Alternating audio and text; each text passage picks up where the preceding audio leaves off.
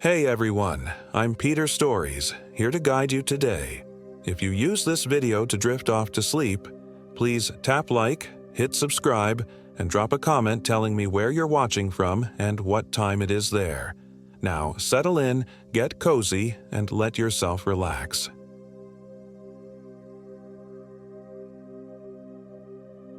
My name is Elijah Winters and I am 34 years old. This happened in August 2024. The Pascagoula River Swamp was supposed to be our escape, a chance for Mara and me to reset after a year that had nearly broken us. 3 days of primitive camping in Mississippi's largest wetland wilderness, no cell service, no distractions, just us finding our way back to each other after losing the baby.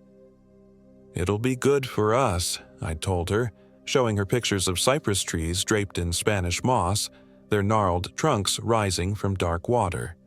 She'd smiled weakly, nodding with that distant look that had become so familiar.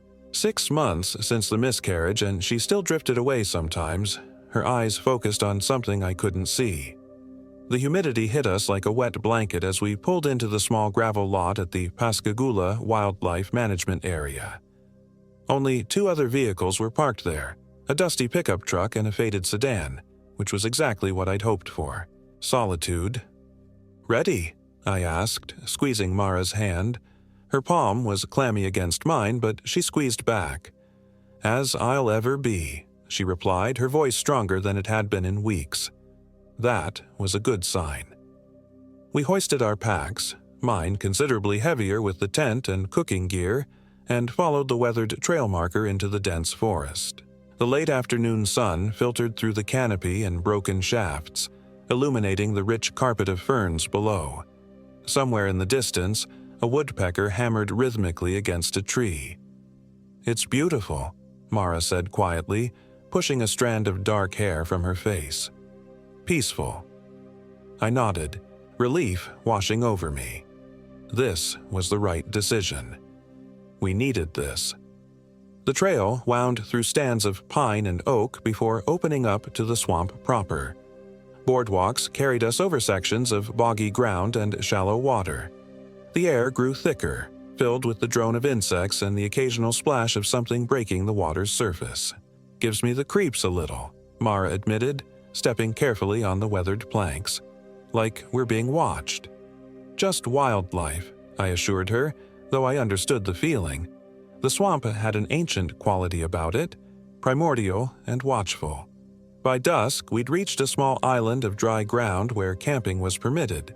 I set up our tent while Mara collected kindling for a fire. The mosquitoes were relentless, forcing us to apply another layer of repellent as the light faded. "I heard something," Mara said suddenly, freezing with an armful of sticks. I paused, listening. Nothing but the natural symphony of frogs and insects. What did it sound like? She hesitated. Like someone calling my name, but hollow, like it was coming through a long pipe. I frowned. Probably just the wind through the cypress knees. Sound carries strangely out here. She nodded, but her shoulders remained tense as she dropped the wood beside our fire pit. Night fell quickly in the swamp. Our small fire pushed back the darkness, casting long shadows that danced among the trees. We sat side by side on a fallen log, roasting hot dogs on skewers and sipping whiskey from metal cups. "To new beginnings," I said, touching my cup to hers. "New beginnings," she echoed. But her eyes kept drifting to the darkness beyond our camp. Later, as we lay in our tent, Mara pressed against me, her breathing eventually growing deep and regular. I stayed awake longer, listening to the nocturnal sounds of the swamp. There was something comforting in the constancy of nature. The reliable chorus of crickets, the occasional plunk of a frog jumping into water, the rustle of night creatures foraging. Then I heard it, a voice, distant but distinct, calling a name. Not Mara's name, but mine. "Elijah." I stiffened, straining to hear. It came again, so faint I might have imagined it. "Elijah, come." The voice was wrong somehow, hollow, as Mara had described, but also wet, as if the speaker's mouth was full of liquid.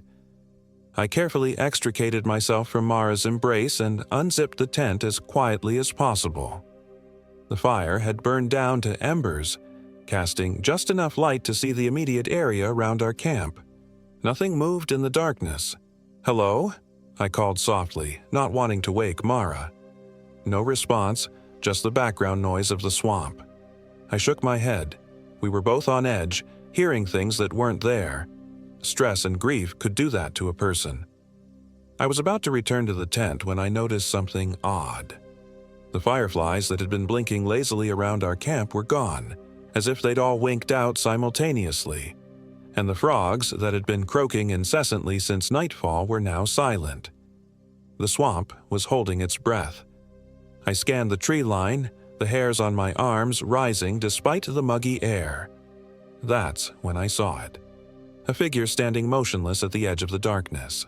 Tall and thin, almost impossibly so, its outline blurring into the shadows in a way that made it difficult to focus on.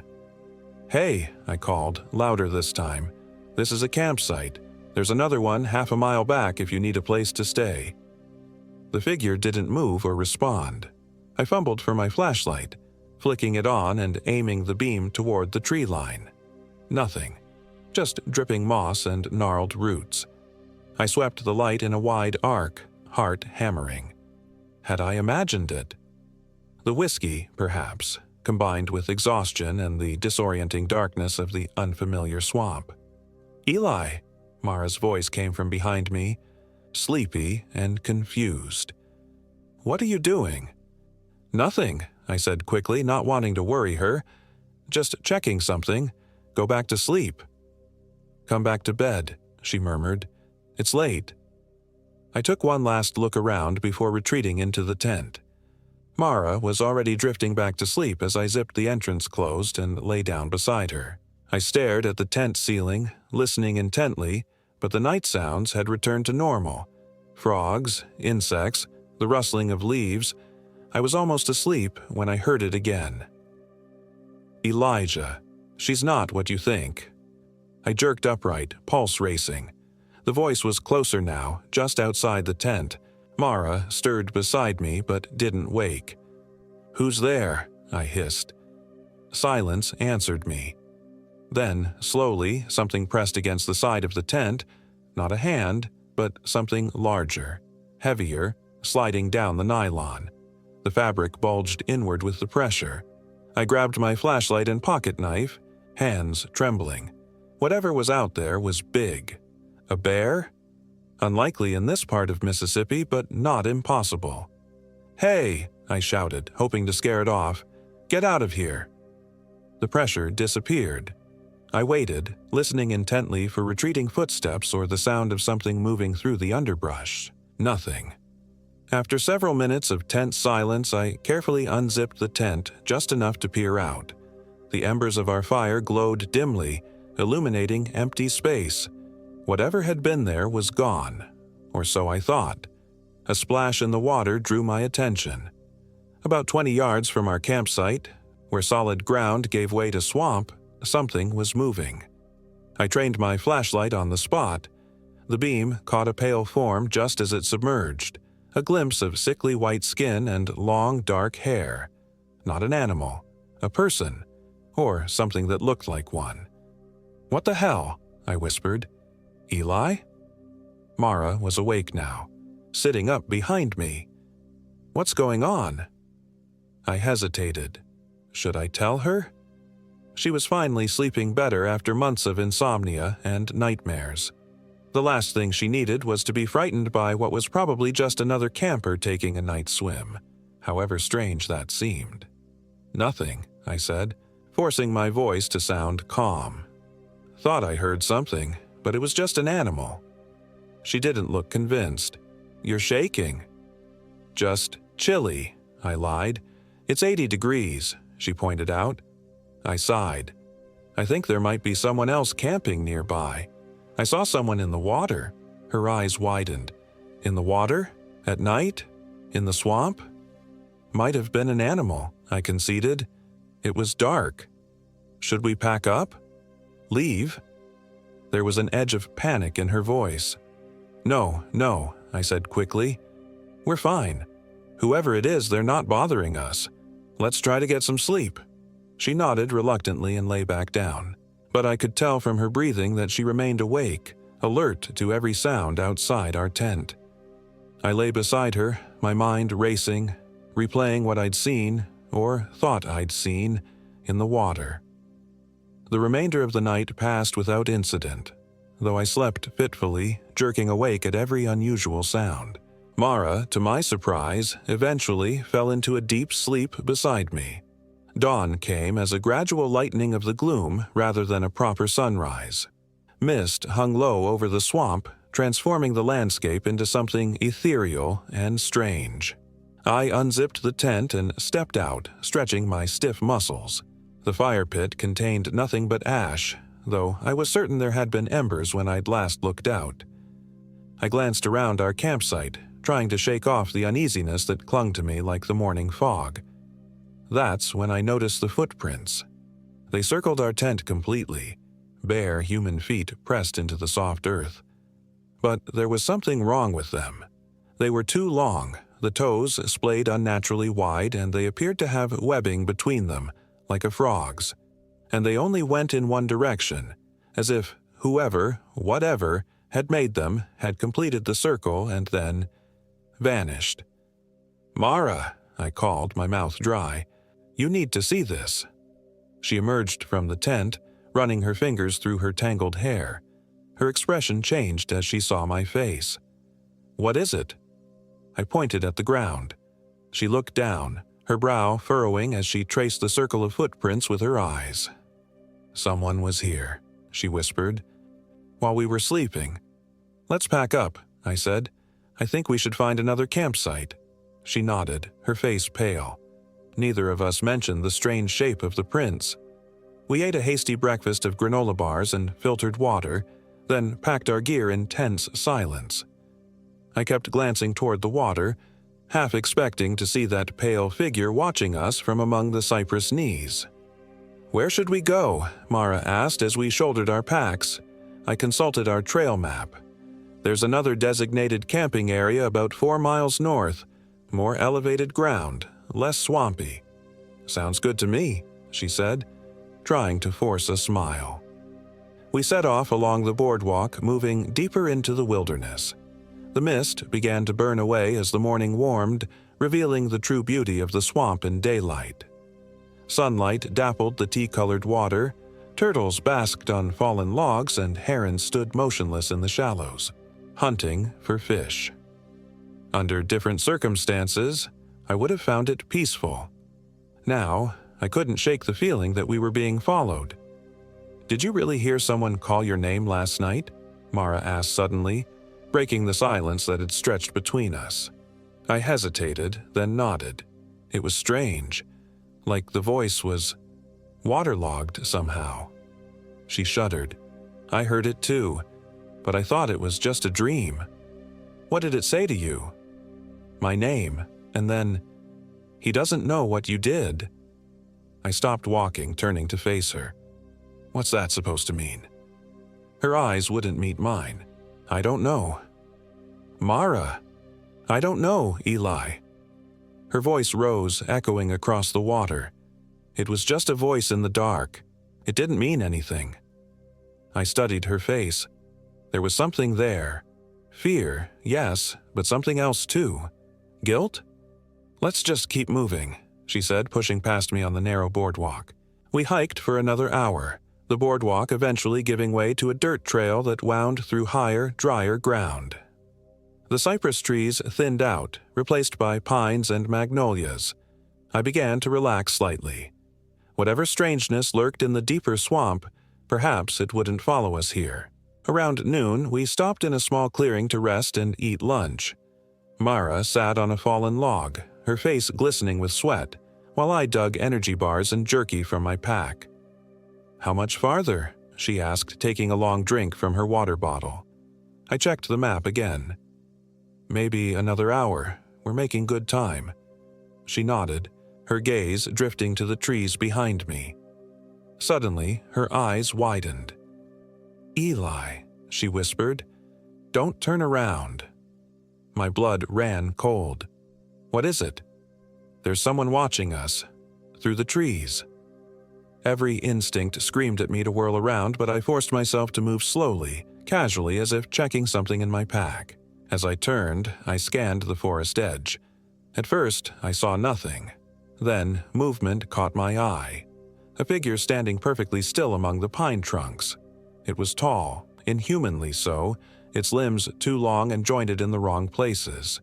Its skin was the pallid white of something that lived without sunlight, and dark hair hung in wet ropes around a face I couldn't quite make out. As I stared, it took a single step forward, moving with an unnatural fluidity, like seaweed swaying in a current. "We need to go," I said, my voice surprisingly steady as I turned back to Mara. "Now." We grabbed our packs and began walking quickly, not running, but moving with purpose. I resisted the urge to look back, focusing instead on the trail ahead.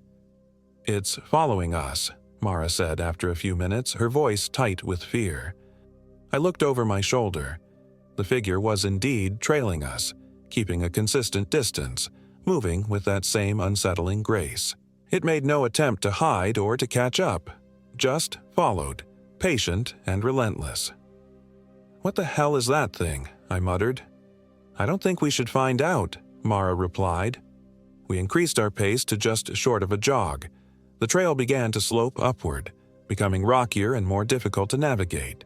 My pack dug into my shoulders, sweat plastering my shirt to my back. "I need to rest," Mara gasped after 20 minutes of this punishing pace. "We can't," I said, though my own legs were burning. "It's still back there." "Just for a minute," she pleaded. "I feel like I'm going to pass out." I reluctantly stopped, helping her remove her pack. She sank to the ground, breathing heavily. I turned to check on our pursuer. It was gone. I scanned the trail behind us, looking for any sign of movement among the trees. Nothing. "It's gone," I said, not sure whether to feel relieved or more worried. "Maybe it can't leave the swamp," Mara suggested, wiping her forehead with her sleeve. "Maybe." But I couldn't shake the feeling that this was exactly what it wanted, for us to let our guard down. We rested for 5 minutes, then continued at a more moderate pace. The trail climbed steadily now, leading us to a rocky ridge that offered a panoramic view of the swamp we'd left behind. From this height, it was beautiful. A vast green expanse stretching to the horizon, bisected by the dark ribbon of the Pascagoula River. "Look," Mara said, pointing to a cleared area about a mile ahead. "Is that the campsite?"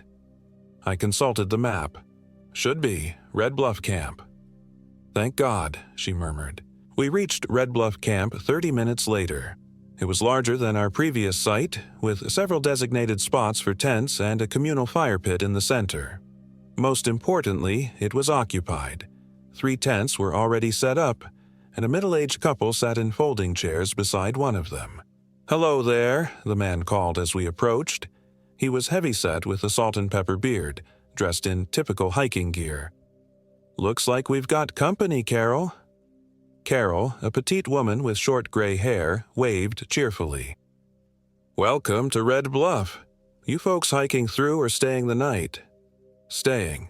If that's okay," I replied, relief washing over me at the sight of other people. "Plenty of room," the man said. "I'm Dave Garrison, by the way. This is my wife, Carol. The college kids in the other tents are off bird watching, I think. Elijah Winters," I introduced myself. "And this is my wife, Mara." Mara managed a smile and a nod, though I could see the strain in her face. "You two look like you've had quite a hike," Carol observed. "Come sit. We've got cold drinks in the cooler." We gratefully accepted their offer, setting our packs down and collapsing into the extra chairs they provided. Carol handed each of us a can of lemonade, which was perhaps the most delicious thing I'd ever tasted at that moment. "So, what brings you to Pascagoula?" Dave asked. "Not the most popular camping destination, especially this time of year?" "Just wanted some peace and quiet," I said. "We were staying down by Cypress Hollow, but it was a bit too isolated." Dave's expression changed subtly. Cypress Hollow, down in the deep swamp? I nodded. We had a strange experience there last night. Carol and Dave exchanged a look. What kind of strange experience? Carol asked, her cheerful tone now careful. I hesitated, not wanting to sound crazy. Someone was prowling around our camp, left footprints. We thought it best to move. Smart decision, Dave said, nodding slowly. That area has a bit of a reputation. What kind of reputation? Mara asked, leaning forward. Dave cleared his throat. Well, there are stories. Local legends, really. Nothing to worry about up here. Dave, Carol chided gently. They should know if they're staying. Know what? I pressed. Dave sighed. The locals call it the Pascagoula Prowler, though that's a new name for something they've been talking about for generations. The Choctaw had their own name for it, something that translates roughly to the Hollow One, or the Hungry Voice. What is it supposed to be? Mara asked. According to legend, it was once human. A Choctaw woman who got lost in the swamp during a great flood. She survived by adapting, changed herself to live in the water, but the change took her humanity. Some say she made a deal with something that lived in the deep water, Carol added. Something old and hungry.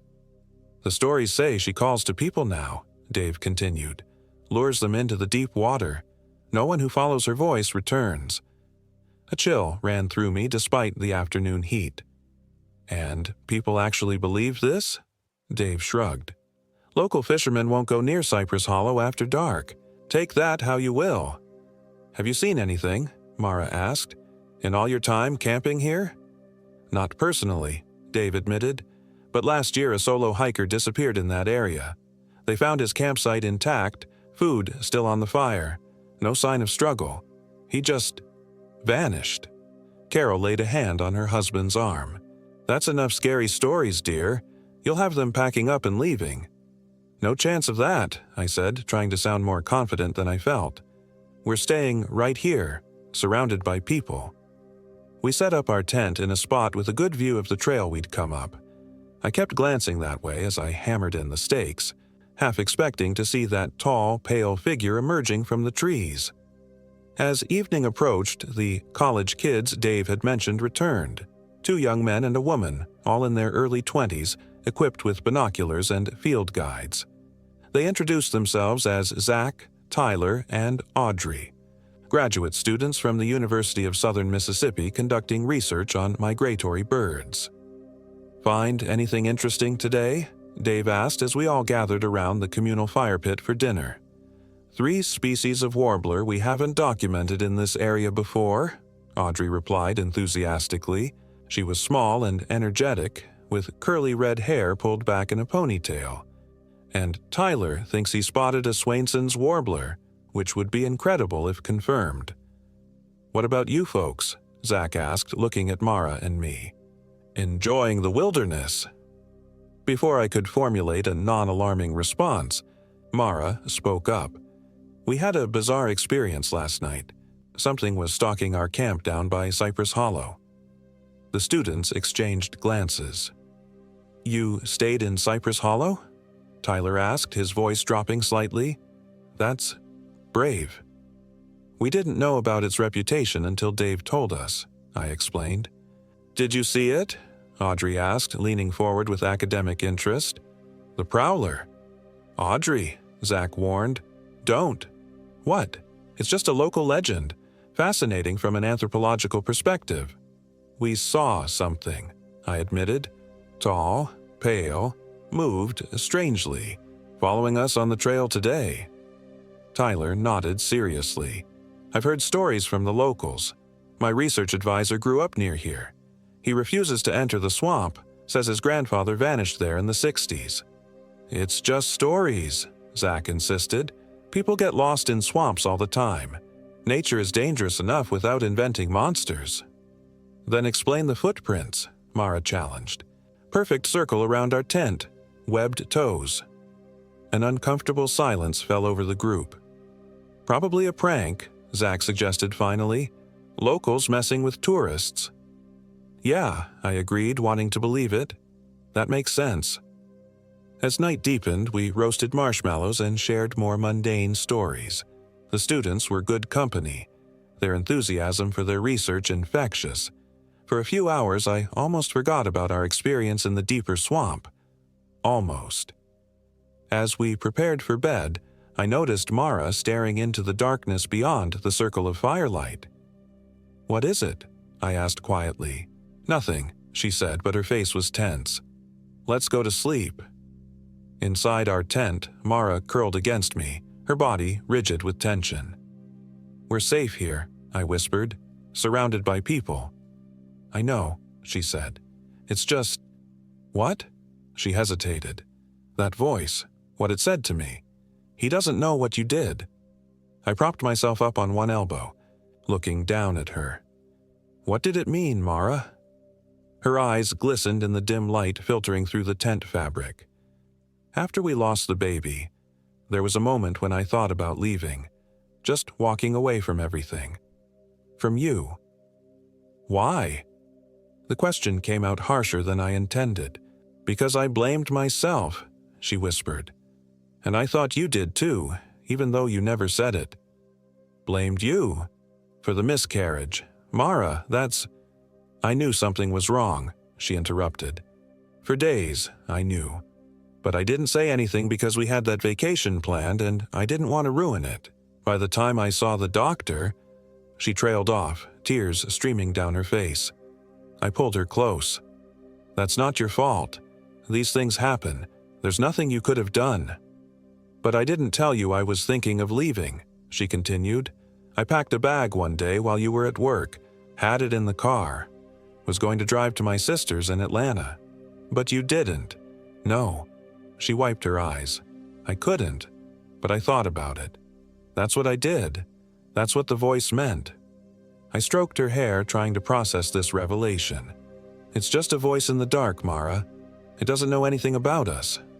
She nodded against my chest, but I could tell she wasn't convinced. "Try to sleep," I said. "Things will look better in the morning." Eventually, her breathing deepened and steadied. I lay awake much longer, thinking about what she'd told me, and about the hollow voice in the swamp that somehow knew our secrets. I must have drifted off eventually, because I woke suddenly to the sound of the tent zipper. Mara was getting up. "What are you doing?" I mumbled. "Bathroom," she whispered. "Go back to sleep." I glanced at my watch. 3:17 a.m. I considered offering to go with her, but decided against it. We were safe here, surrounded by other campers, and she might interpret the offer as me not trusting her after her confession. "Okay," I said. "Don't go far." "I won't." The tent zipper closed behind her. I lay back down, listening to the night sounds. Crickets, distant frogs, the soft hooting of an owl. Familiar, comforting sounds. But as the minutes stretched on, uneasiness grew within me. How long did it take to use the bathroom in the woods? 5 minutes had passed. Then 10. At 15 minutes I sat up, fully awake now. Something was wrong. I grabbed my flashlight and knife and exited the tent. The campsite was quiet, the fire reduced to glowing embers. The other tents were dark and still. "Mara," I called softly, not wanting to wake everyone. No response. I checked the nearby wooded areas where someone might go to relieve themselves. No sign of her. Fear began to tighten my chest. I returned to our tent to check if she'd taken anything. Her shoes were gone, but not her jacket or headlamp. She wouldn't have gone far without light, unless she wasn't planning to return. I remembered what she'd told me about packing a bag, planning to leave. Had she decided to go through with it after all? But all her things were still here, and we were miles from the nearest road. "Mara!" I called again, louder this time. A tent unzipped and Dave's head poked out. "Everything okay?" "My wife," I explained, trying to keep my voice steady. "She got up to use the bathroom 15 minutes ago. She hasn't come back." Dave frowned, emerging fully from his tent. "Let me get my boots on. We'll look for her." Soon, Dave and I were searching the perimeter of the camp, calling Mara's name. The commotion woke the students, who quickly joined the search. "Could she have gone down to the creek?" Audrey suggested. "It's not far, just down that trail." "I'll check," Tyler volunteered. "I'll go with you," I said immediately. We followed a narrow path that descended from the bluff toward the sound of running water. Our flashlight beams bounced through the darkness, creating confusing shadows among the trees.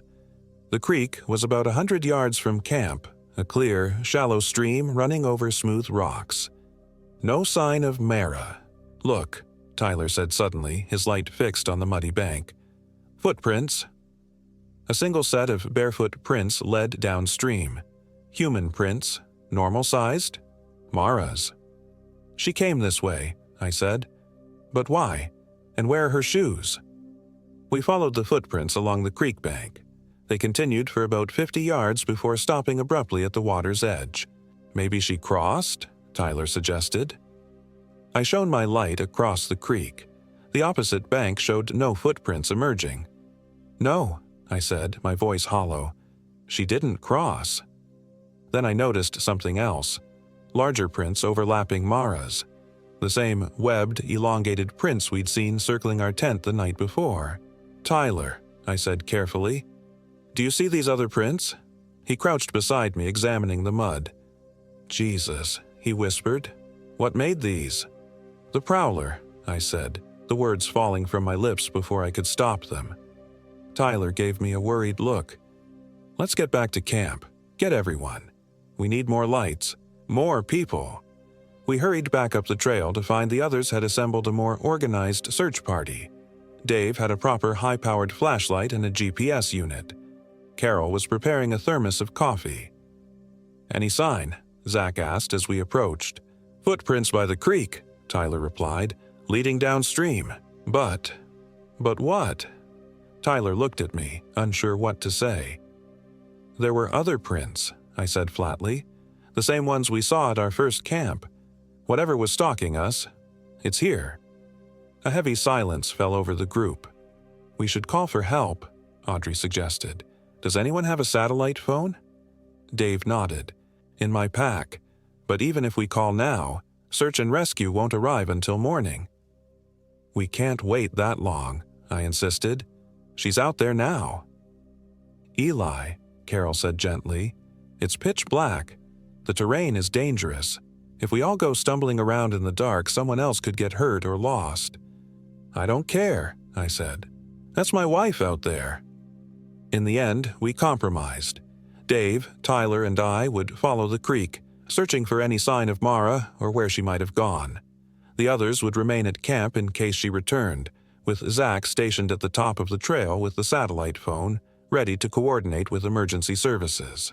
Armed with the best flashlights, extra batteries, a first aid kit, and Dave's hunting knife, we set off down the creek. The water gurgled softly over rocks, a sound that would have been pleasant under any other circumstances. We followed the creek for almost a mile, finding no further traces of Mara or the creature. The waterway gradually widened and deepened, the current growing stronger. The creek feeds into a tributary of the Pascagoula about a half-mile ahead, Dave informed us, checking his GPS unit. After that, it's all swamp again. "You think she went into the swamp?" Tyler asked. "Why would she do that?" I remembered the voice in the darkness, calling my name, calling hers. "She might not have had a choice," I said grimly. We pressed on until we reached the confluence of the creek and the larger tributary. The forest opened up here, giving way to cypress swamp once more. In the beam of our flashlights, the still dark water reflected back our own worried faces. "There," Tyler said suddenly, pointing. "On that fallen tree." A piece of fabric was caught on a branch of a cypress that had toppled half into the water, white cotton with a blue pattern. I recognized it immediately. "That's from her pajama pants," I said, wading into the shallow water to retrieve it. The fabric was torn, as if snagged while she was moving quickly, or being pulled. "She came this way," I said, scanning the water ahead. "We have to keep going." Dave looked doubtful. "The swamp gets tricky here. Easy to get turned around even in daylight." "I'm not turning back," I told him. "Didn't expect you to," he replied, adjusting his pack. "Just saying we need to be careful. Mark our trail." We continued into the swamp, following the tributary as it wound through the cypress trees. The water was knee-deep in most places, the bottom muddy and treacherous with hidden roots and sunken logs. Tyler used a roll of bright orange surveyor's tape to mark our path, tying pieces to branches at regular intervals. The night had taken on a surreal quality, the beam of our flashlights creating a small bubble of reality in a world otherwise composed of darkness and strange, distorted shapes. We had been slogging through the swamp for perhaps 20 minutes when I heard it, the hollow, wet voice, closer than ever before. "Elijah, come see what she's become." I froze, water swirling around my legs. "Did you hear that?" Dave and Tyler looked at me, their faces ghastly in the flashlight glow. "Hear what?" Dave asked. "She's waiting for you." "That voice," I insisted. "It's calling me." They exchanged a worried glance. "I don't hear anything except frogs and insects," Tyler said carefully. "It's close," I said, scanning the darkness beyond our light. "It has her."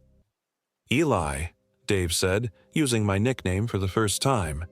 "Maybe we should head back, wait for proper search and rescue. You're exhausted, stressed." "I'm not imagining it," I snapped. "It's real, and it has my wife." Without waiting for a response, I pushed forward, moving deeper into the swamp. The water rose to mid-thigh, then receded as I found a narrow strip of more solid ground. Dave and Tyler followed reluctantly, their whispered objections fading as I increased my pace. The voice continued, sometimes ahead, sometimes seeming to come from all directions at once. "This way, Elijah. She's changing, becoming like me." I broke into a stumbling run, heedless of the dangers. Branches whipped at my face, roots threatened to trip me with every step.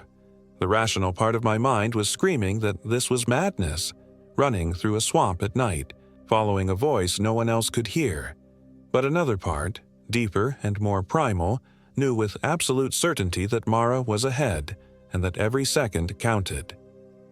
"Mara!" I shouted, no longer caring about waking wildlife or alerting the thing that had taken her. "Mara, where are you?" Only the hollow voice answered, "Too late for calling. She's mine now." The narrow path I'd been following opened suddenly into a small clearing, a hummock of solid ground rising from the swamp. In the center stood a massive cypress, its trunk easily 15 feet in diameter, roots spreading outward like the tentacles of some enormous organism. And there, at the base of the tree, was Mara. She sat perfectly still, her back against the trunk, legs extended in front of her.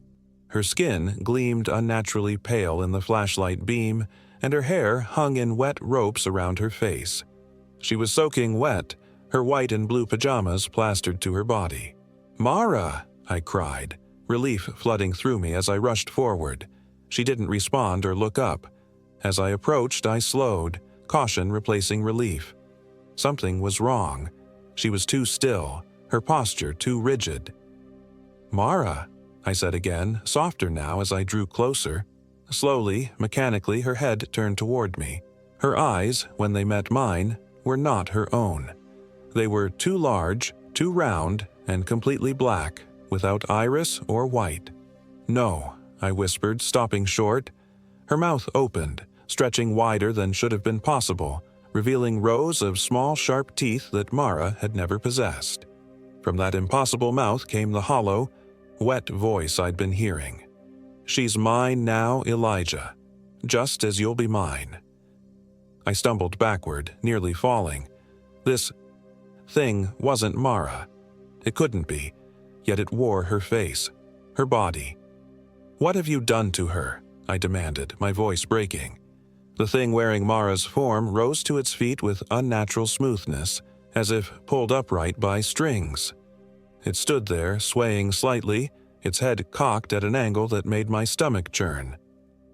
"I've made her better. Stronger. Eternal." "Give her back," I shouted, anger supplanting fear. The thing took a step toward me, then another. Its movements were wrong, too fluid, joints bending in ways a human's shouldn't. "You can join her, Elijah, both of you, together in the deep water, forever." "Eli!"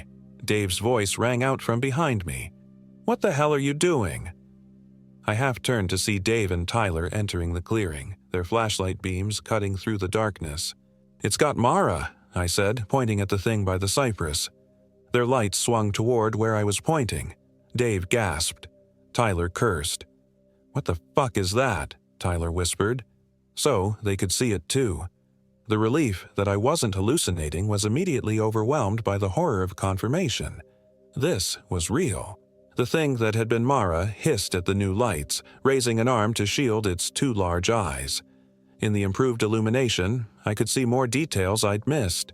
The webbing between its fingers, the slight scaling of the skin on its neck and arms, the gills pulsing just below its jaw.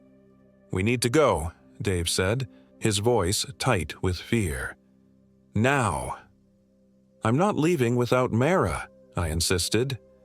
"Eli," Tyler said gently, "I don't think that's Mara anymore." As if to confirm his assessment, the creature opened its mouth again and emitted a sound no human throat could produce. A high, undulating keen that raised the hair on my arms and sent birds erupting from the trees around us. Then, with shocking speed, it dropped to all fours and scuttled toward us like some obscene spider. Dave reacted first, pulling his hunting knife and stepping in front of me. "Run!" he shouted. "Both of you, get back to camp." The creature paused, assessing this new threat. It circled slowly to the right, forcing Dave to turn to keep facing it.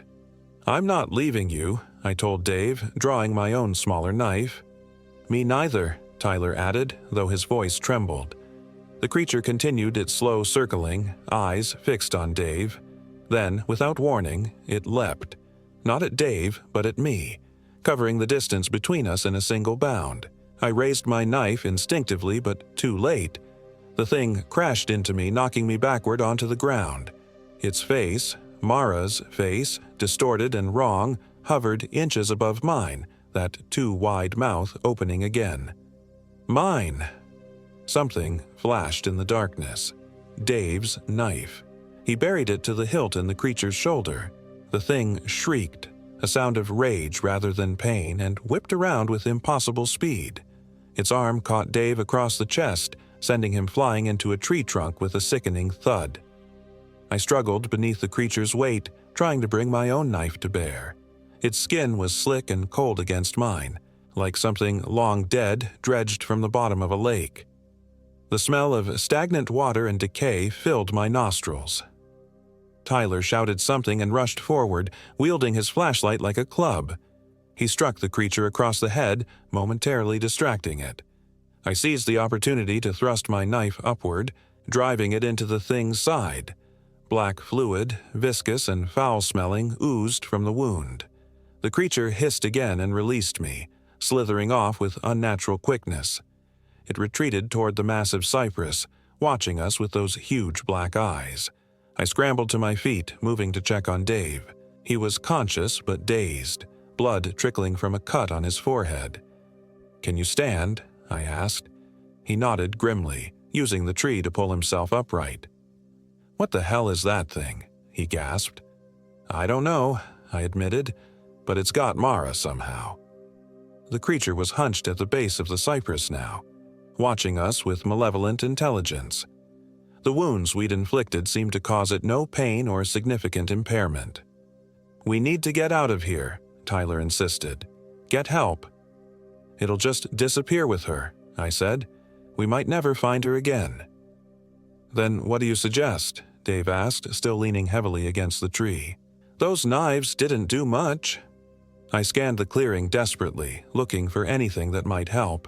My flashlight beam caught something half buried in the mud near the cypress roots. A rusty metal box, partially exposed where soil had eroded away. "Look," I said, pointing. What's that?" Before either could answer, the creature moved again, positioning itself directly in front of the box as if protecting it. Interesting. It doesn't want us near that box, I observed. So, Tyler asked, so maybe there's something in there that can help us. Or hurt it. Dave straightened, wiping blood from his eye. Distracted. I'll try to get to the box. I nodded, then stepped forward, knife held ready. Hey, I called to the creature. You wanted me, here I am. The thing tilted its head, regarding me with those terrible black eyes. Then it spoke again, using Mara's voice this time. Eli, help me. Something's happening to me. The sound of Mara's real voice, scared and confused, nearly broke me. I knew it was a trick, but some part of me responded instinctively to my wife's distress. That's not Mara, I told myself firmly. Not anymore. I took another step forward, then another. The creature remained focused on me, its attention drawn away from Dave, who was slowly circling around toward the cypress. You said I could join her, I called to the creature. How? Tell me how. Come to the water. Let the water into your lungs. Let the deep change you. And then we'll be together, Mara and me? Forever. I risked a glance at Dave. He was close to the box now, just a few feet away.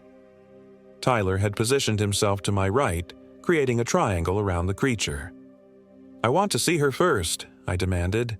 The real Mara, not this projection. I want to know she's really alive. The creature hesitated, its head swiveling between me and Dave, suddenly suspicious. It began to turn toward Dave. Now, I shouted. Tyler and I rushed forward simultaneously. The creature shrieked and lunged at me, but I was ready this time. I dodged to the side, slashing with my knife as it passed. More black fluid spurted from a new wound. Dave made it to the box and fell to his knees, frantically digging it out of the mud. The creature spun around, realizing the true threat, and charged toward him with frightening speed. Dave! I yelled in warning. He looked up, saw the creature coming, and threw himself to the side just in time. The creature collided with the cypress trunk, momentarily stunned. Dave scrambled back to the box, now fully excavated, and struggled with the rusted latch. Tyler joined him, adding his strength to the effort. With a groan of protesting metal, the latch gave way. The creature recovered and turned toward them again, but I intercepted it, driving my shoulder into its midsection and sending us both crashing to the ground. The thing's flesh was cold and slimy under my hands, its inhuman strength nearly overwhelming as we grappled in the mud. What's in it? I gasped, trying to pin the creature's arms. Some kind of book, Tyler called back. And a knife, different from ours. Old.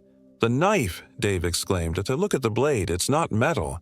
Looks like bone or shell. The creature beneath me went berserk at these words, thrashing with renewed vigor. Its mouth opened impossibly wide, those needle teeth snapping inches from my face. With a surge of strength born of desperation, I slammed its head back against the ground, buying myself a few precious seconds. Bring the knife, I shouted. Dave ran forward, the bone knife clutched in his hand. It was clearly ancient, the handle wrapped in decaying leather, the blade yellowish-white and curved like a talon. The creature saw it coming and shrieked, a sound of genuine fear this time. It bucked beneath me with such force that I was thrown clear.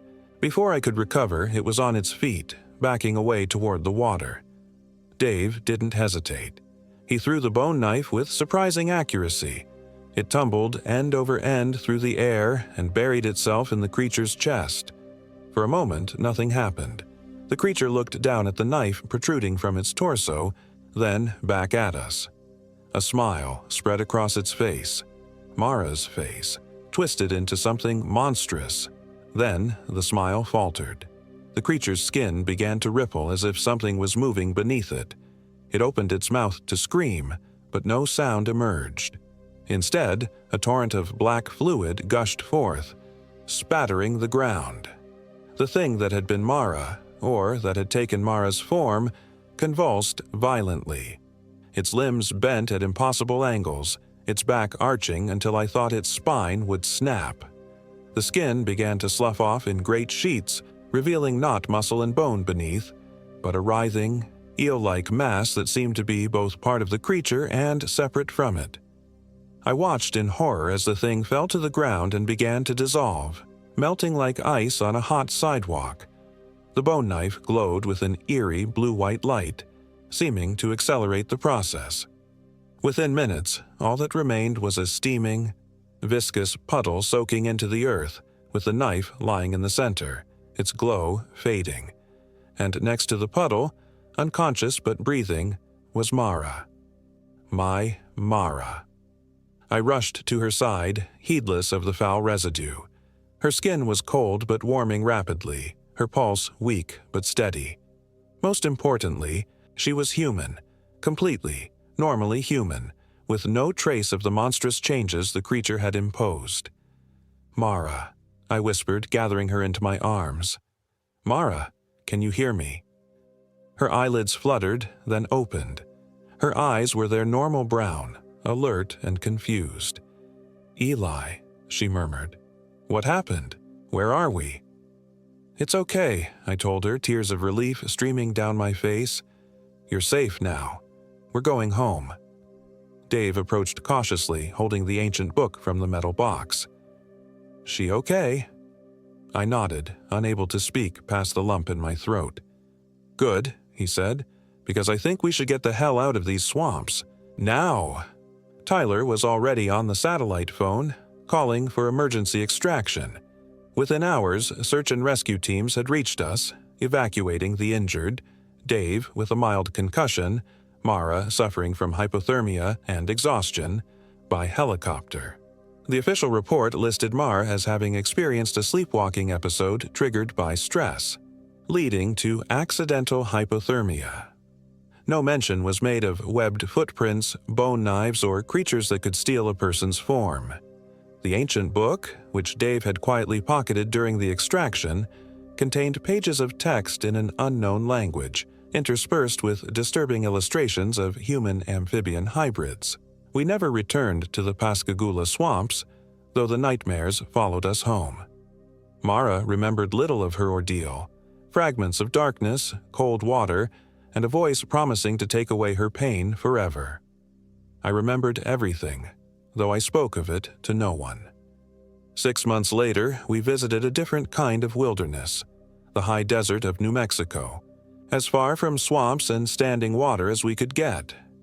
We hiked beneath the vast blue sky, slept under stars undimmed by humidity, and began to heal. Sometimes, though, when rain falls heavily outside our bedroom window, I wake to find Mara gone from our bed. I always find her in the bathroom, staring into the mirror, her fingers pressed against her neck as if checking for gills. And sometimes, when she thinks I'm not listening, she hums a strange, undulating tune I've never heard before, one that sounds disquietingly like water flowing through ancient cypress roots deep in the Pascagoula swamps.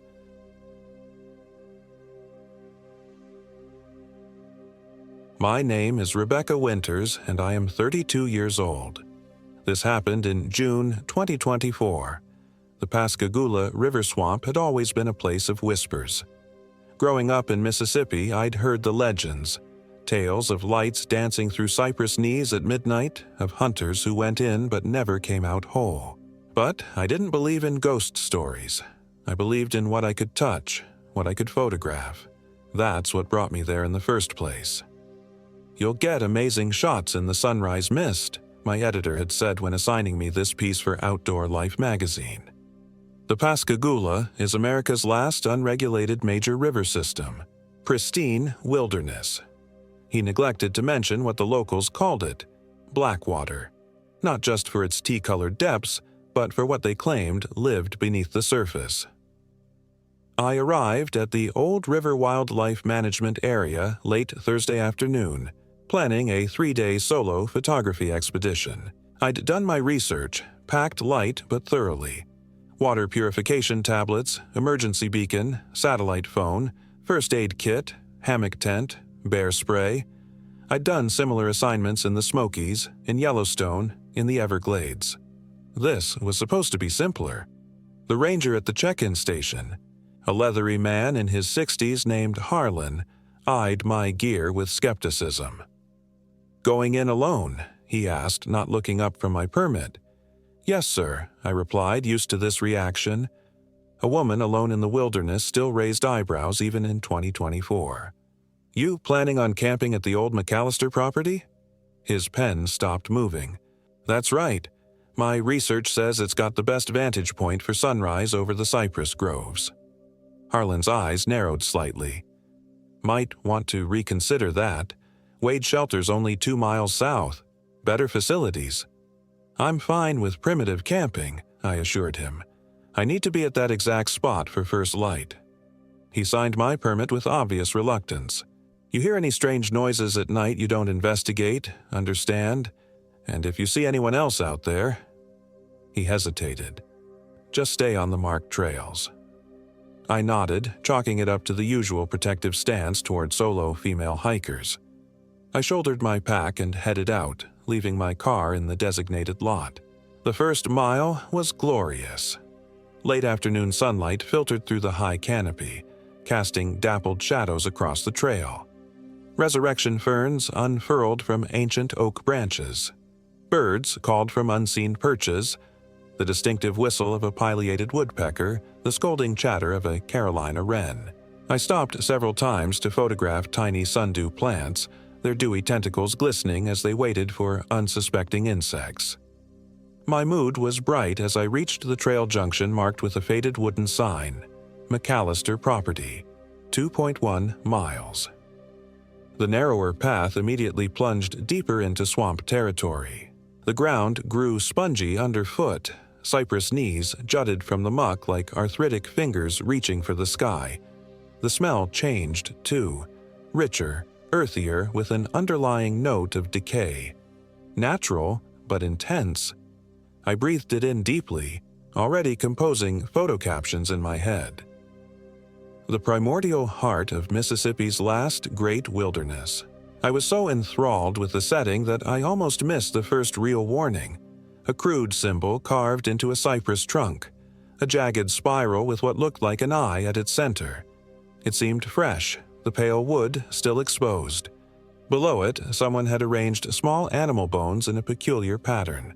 I photographed it, thinking it might make an interesting sidebar about backcountry graffiti. I didn't realize it was a marker of territory. The trail grew more challenging as afternoon deepened toward evening. Twice I had to detour around sections that had become submerged in brackish water. The humidity pressed against my skin like a living thing, drawing out sweat that refused to evaporate. The whine of mosquitoes formed a constant soundtrack. I was relieved when I finally glimpsed the clearing ahead. The old McAllister property had once been a small homestead, abandoned decades ago when the area was designated for conservation. All that remained was a decaying chimney of handmade bricks and the crumbling concrete foundation of what had been a modest cabin. Perfect.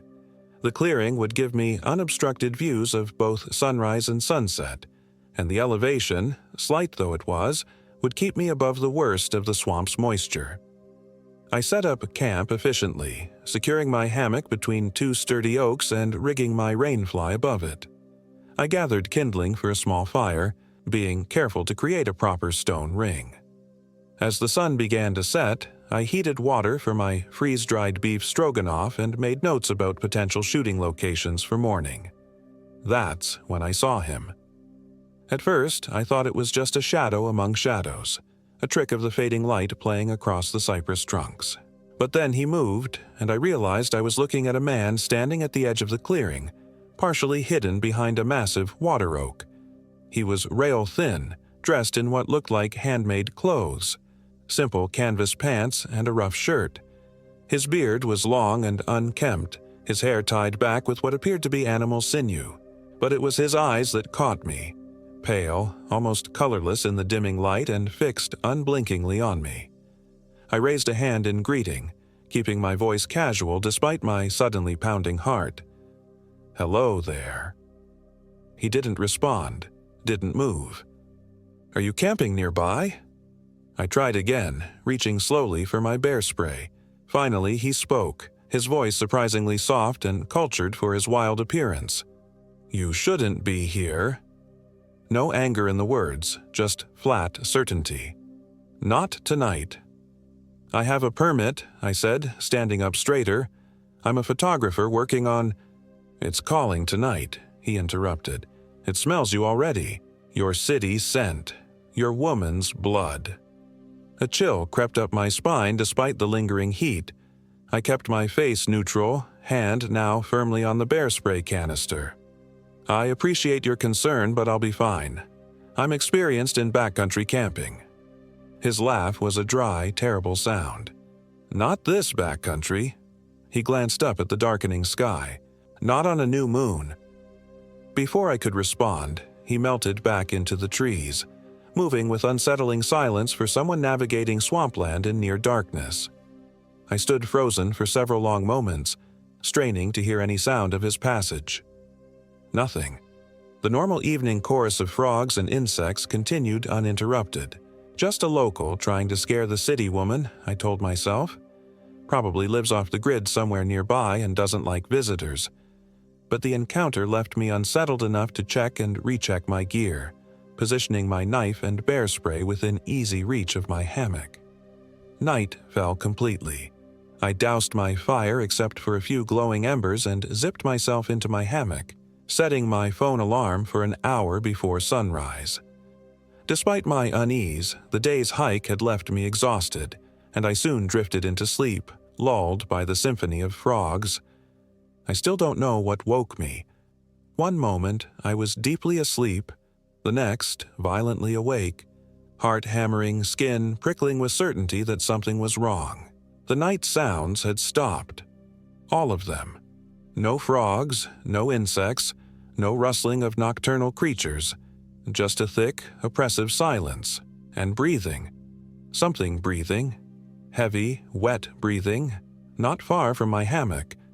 I lay perfectly still, straining my eyes against the darkness. The moon was new, just a sliver that had long since set, and the canopy above blocked most starlight. I could barely make out the shapes of the trees around me, but I could feel it watching. Seconds stretched into minutes. My lungs began to burn from holding my breath. Slowly, moving by millimeters, I reached for my headlamp. The breathing changed rhythm, quickening. My fingers closed around the lamp. In one motion, I clicked it on and aimed it toward the sound. For a split second, I saw it. A face, if it could be called a face, peering at me from between two cypress trunks about 15 feet away. Hairless, grayish skin stretched too tight over a skull-like visage. Eyes that reflected my light like an animal's, but set in deep, almost human sockets. A mouth too wide, filled with needle-like teeth. Then it was gone, so quickly I would have thought I imagined it if not for the violent rustling of undergrowth as it retreated. I scrambled from my hammock, heart threatening to burst from my chest. Bear spray in one hand. Headlamp in the other, I spun in a circle, shouting to make myself sound bigger, more threatening. "Hey, get out of here!" My voice echoed through the trees and disappeared into the swamp. Nothing answered. Hands shaking, I rebuilt my fire, feeding it until the flames leapt high enough to illuminate the entire clearing. I huddled beside it, checking my watch. 2:47 a.m. Hours until dawn. I tried to convince myself I'd seen a feral hog or maybe a black bear, though the latter were uncommon in this area. Neither explanation fit what I'd glimpsed, but the alternatives were unthinkable. Somewhere in the distance, a sound rose and fell. A wail that started almost human before climbing to a pitch that set my teeth on edge. It came again, closer, echoed by another from a different direction. I reached for my satellite phone only to find its screen dark and unresponsive. Dead, though I'd charged it fully before setting out. My regular phone showed no signal, as expected, but its clock function still worked. I watched the minutes crawl by, feeding the fire whenever it threatened to dim. 3:36 a.m. A splashing sound from the direction of the swamp, like something heavy moving through water. 4:15 a.m. More of those wailing calls now seeming to circle the clearing. 5:00 a.m. A scream, undeniably human, cut short with terrible abruptness. Each time, I shouted into the darkness, waved burning branches, made myself as loud and intimidating as possible. Each time, the sounds retreated, only to resume from another direction minutes later. They were toying with me. At 5:43 a.m., the first faint light of dawn began to filter through the trees. The nocturnal torments faded with the darkness. By sunrise proper, birds had resumed their calls as if nothing had happened. I should have packed up and hiked out immediately. That would have been the rational response. But I'd come for photographs, and the morning light was transforming the swamp into exactly the otherworldly landscape my assignment required. Professional instinct took over. I told myself the night's terrors had been exaggerated by darkness and isolation. I spent 2 hours shooting, the mist rising from the water's surface, sunlight fracturing through cypress branches draped with Spanish moss, a great blue heron stalking through the shallows. When I finally reviewed the images on my camera's LCD screen, they were everything I'd hoped for. Worth the sleepless night, I told myself. It was as I was packing up my gear that I noticed the tracks. They circled my campsite completely, a ring of impressions in the soft earth that hadn't been there the evening before. They resembled human footprints but were wrong in subtle, disturbing ways.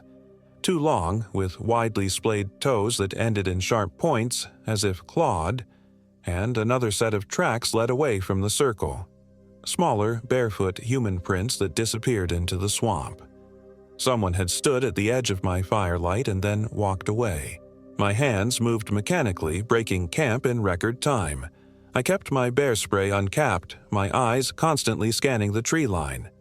In the daylight, with birds singing and insects buzzing, last night's terror seemed almost dreamlike, but those tracks were undeniably real. I shouldered my pack and consulted my map. If I pushed hard, I could make it back to the ranger station by mid-afternoon. I took one final look at the abandoned homestead, now bathed in cheerful morning light, and headed for the trail. I'd gone perhaps half a mile when I realized I'd made a terrible mistake. The trail markers were gone. Not just one or two, but all of them. Where there should have been blue blazes painted on trees to mark the way, there was nothing. I backtracked, thinking I'd somehow gotten onto a game trail instead of the main path, but found myself in a section of swamp I didn't recognize at all. I pulled out my compass, orienting myself. North should lead me back toward the ranger station eventually, even if I couldn't find the proper trail. I began to forge ahead, checking the compass frequently. After 20 minutes, I emerged into a small clearing and stopped cold. It was my campsite. The same crumbling chimney, the same foundation stones. Somehow, I'd walked in a perfect circle despite maintaining a straight northward bearing. Disoriented and increasingly frightened, I tried again, this time heading due east, where my map showed a service road within 2 miles. I marked trees as I passed with bright orange surveyor's tape from my pack. 30 minutes later, I was staring at my orange markers from the opposite direction. Another perfect circle. My breathing quickened. I forced myself to stop, to drink some water, to think logically. Wilderness disorientation was a documented phenomenon. The swamp's landscape was naturally confusing, with few distinctive features to navigate by. I was letting fear cloud my judgment. My GPS unit was still non-functional. No signal, despite clear skies. My phone compass seemed to work but had led me in circles twice. I decided to climb a tree for a better vantage point. I selected a sturdy oak with low branches and began to ascend. 20 feet up, I could see over much of the surrounding canopy. What I saw turned my blood to ice. Smoke. Thin columns of it rising from at least a dozen locations throughout the swamp, forming a rough circle with me at its center. And movement. Dark figures moving with purpose between the smoke columns, converging slowly inward. I nearly fell in my hurry to descend. Back on solid ground, I made a desperate decision. The swamp had to drain somewhere. Water always flowed downhill, If I followed the natural drainage, I'd eventually reach the Pascagoula River proper, and from there, civilization. I found a small stream near my campsite and began to follow it downstream, pushing through increasingly dense vegetation. The going was difficult, muddy, buggy, with hidden roots threatening to trip me with every step, but at least water couldn't lead me in circles. The stream gradually widened, its current strengthening. My spirits lifted slightly. This had to be working. Then I rounded a bend and stopped short. A structure stood in the middle of the widening stream, a crude arrangement of sticks and bones forming an arch about 7 feet tall. Hanging from its center was a doll-like figure crafted from what looked disturbingly like human hair wrapped around a framework of small bones. Its head was a sun-bleached animal skull, raccoon perhaps, or possum, adorned with symbols painted in a rust-colored substance I refused to identify. I stood frozen before it, instinctively understanding it marked a boundary. To pass beneath it would be to accept some unspoken invitation. A twig snapped behind me. I whirled to see the man from the previous evening, the wild-looking man who'd warned me. He stood on the bank, 10 feet away, his pale eyes sorrowful. "I told you to leave," he said softly. "I tried," I whispered. "The trails, they're gone. I keep going in circles." He nodded as if this was expected. "They've scented you now. They've claimed you." "Who has?" My voice cracked. "What's happening?" "The Blackwater hag and her children." He spoke the words like a local might mention an unpleasant neighbor. "They hunger this time of year." I glanced back at the bone arch. "Did you build that?" He looked offended. "I ward against them. I don't welcome them." He gestured to elaborate symbols carved into his forearms, similar to what I'd seen on the tree the day before. "The old ways still work, if you know them." "Then help me," I pleaded. "Help me get out of here." "Can't. Once they've marked someone." He shook his head. "Best I can do is make it quick for you. Better than what they have planned." He reached behind his back and pulled out a long, crude knife. I stumbled backward into the stream, water soaking my boots. "Stay back." "You don't understand." His voice remained calm, reasonable. "They'll keep you alive for days. Weeks, maybe. The hag likes to feed on fear as much as flesh." "I'm leaving," I insisted, reaching for my bear spray. "I'm walking out of this swamp. The only way out now is through there." He pointed at the bone arch, "into their territory, where the hag has full power." "Then that's where I'm going." His face contorted with genuine alarm. "You can't. She'll—" I didn't wait to hear more. I turned and splashed toward the arch, ducking to pass beneath it. The hair-and-bone doll swung slightly as I passed, though there was no breeze. Behind me, the man shouted, "At least take this." Something splashed into the water near me. A leather pouch on a cord. "Iron shavings and graveyard dirt," he called. "Won't save you, but might buy you time." Despite my better judgment, I snatched up the pouch and hung it around my neck. "Thank you," I called back, not breaking stride.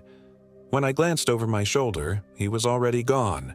The stream continued to widen until I was wading knee-deep through slow-moving black water. The vegetation changed, too. More cypress and tupelo, their massive trunks rising from the water like ancient pillars. Spanish moss hung in thick curtains, filtering the midday sun to a sickly green glow. Time seemed to stretch and distort. My watch claimed only an hour had passed since the bone arch, but the light had dimmed as if evening approached. The water grew warmer, less like a stream and more like a stagnant pool. The smell changed, too, not just the normal decay of a swamp, but something ranker, metallic. The sounds of wildlife had diminished again. No birds called, no insects buzzed, just the occasional plop of something breaking the water's surface. I began to see things half submerged among the cypress knees. A child's plastic doll, one eye missing. A man's work boot. What looked distressingly like a human femur, bleached white by sun and water. "Focus," I whispered to myself. "Just keep moving." The stream bed descended gradually. the water rising to my waist. I held my pack and camera above my head, determined to keep them dry. When I got out, I'd need evidence of what I'd found here. That's when I saw the cabin. It stood on stilts in the middle of what had become a wide, black pool, a ramshackle structure of weathered cypress planks with a tin roof gone green with age. A crude dock extended from its door, and tied to the dock was a flat-bottomed wooden boat. Smoke rose from a crooked chimney. Someone was home. I stopped moving, water lapping at my ribs, caught in an impossible decision. The cabin surely meant people, possibly help. But after the night's experiences and the wild man's warnings, I couldn't assume whoever lived there would be friendly. As I hesitated, the cabin's door creaked open. A figure emerged, small, bent, its movements jerky and uneven. It hobbled to the edge of the dock and stood looking in my direction, though I couldn't make out its face from that distance. It raised one spindly arm and beckoned. "No," I found myself whispering. "No thank you." The figure cocked its head, the movement unnaturally abrupt like a bird of prey. Then it raised both arms and the beckoning motion became something more complex. A twisting of the hands, a weaving of fingers. The water around me began to move, not flowing as a stream should, but circling, creating a subtle current that tugged at my legs. "Stop it," I said, louder now. I began to wade sideways, trying to reach the nearest bank. The current strengthened. What had been gentle pressure became an insistent pull. I struggled against it, but my feet began to slip on the muddy bottom. The figure on the dock lowered one arm and pointed directly at me. The water erupted around me, not splashing upward, but writhing, as if suddenly filled with serpents. I screamed as something smooth and muscular wrapped around my ankle. I kicked violently and pulled free, only to feel another sinuous form brush against my thigh. In seconds, the placid pool had transformed into a frenzy of motion. I thrashed toward shore, abandoning my efforts to keep my pack dry. Whatever inhabited that water was more immediately threatening than ruined equipment. Something clamped onto my calf, not teeth, but what felt like impossibly strong, slender fingers. I was yanked backward, losing my footing completely. Water closed over my head. Underwater, I opened my eyes to blackness. Not the murky green-brown of normal swamp water, but absolute obsidian darkness. And movement. God, the movement. Writhing shapes that brushed against me, tangled in my hair, probed at my clothes. Lungs burning, I kicked frantically toward where I thought the surface should be. My head broke into air and I gasped, choking on swamp water. I was closer to the cabin now, pulled at least 20 feet toward it by whatever lurked beneath the surface. The figure on the dock was more visible. A woman, ancient beyond reckoning. Her skin, like tanned leather, stretched over prominent bones. Her hair was a wild tangle of white that seemed to move independently of the air currents. Her eyes. I looked away quickly, some primal instinct warning me against meeting that gaze directly. "Pretty girl," she called, her voice like metal scraping stone. "Pretty city girl. Come inside. Rest yourself." "Let me go," I spluttered, still fighting to keep my head above water as those writhing things continued to pull at me from below. "Can't leave now," she said, almost apologetically. "My babies are hungry. Been too long since someone young came through." "Please," I begged, "I won't tell anyone about this place, just let me go." Her laugh was like bones rattling in a dry gourd. "Oh, many have found us over the years. None have told. None will." I fumbled at my neck for the pouch the wild man had given me. With shaking fingers, I untied it and emptied its contents into the water around me, a mixture of iron filings and dark soil. The effect was immediate and shocking. The water where the mixture fell began to hiss and steam. The pulling sensation ceased as whatever gripped me recoiled. For a moment, I simply floated, reprieved. The old woman's face contorted with anger. "Elijah!" she spat, "always interfering." I seized the opportunity, swimming frantically toward the opposite shore from the cabin. Behind me, the woman began to chant, low, guttural sounds that bore little resemblance to any language I recognized. The water's surface began to bulge upward in places, as if something massive was rising from the depths. I redoubled my efforts, my arms burning with exertion. My fingers scraped mud. I'd reached the shallows. I clawed my way onto land, dragging my sodden pack behind me.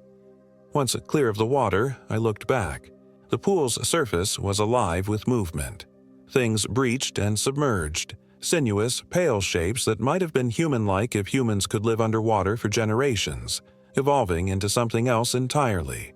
Their faces, when visible for brief, terrible moments, retained just enough humanity to make their differences more horrifying. And standing amid them now, waist deep in the black water, was the old woman. Impossibly, she'd crossed from the cabin in seconds. Up close, she was far more terrifying. Her mouth stretched too wide across her face, revealing blackened gums and teeth filed to sharp points. Her fingers ended in yellowed claws. But it was her eyes that finally broke me. Solid black orbs that reflected nothing, consumed everything. "The swamp remembers," she called to me.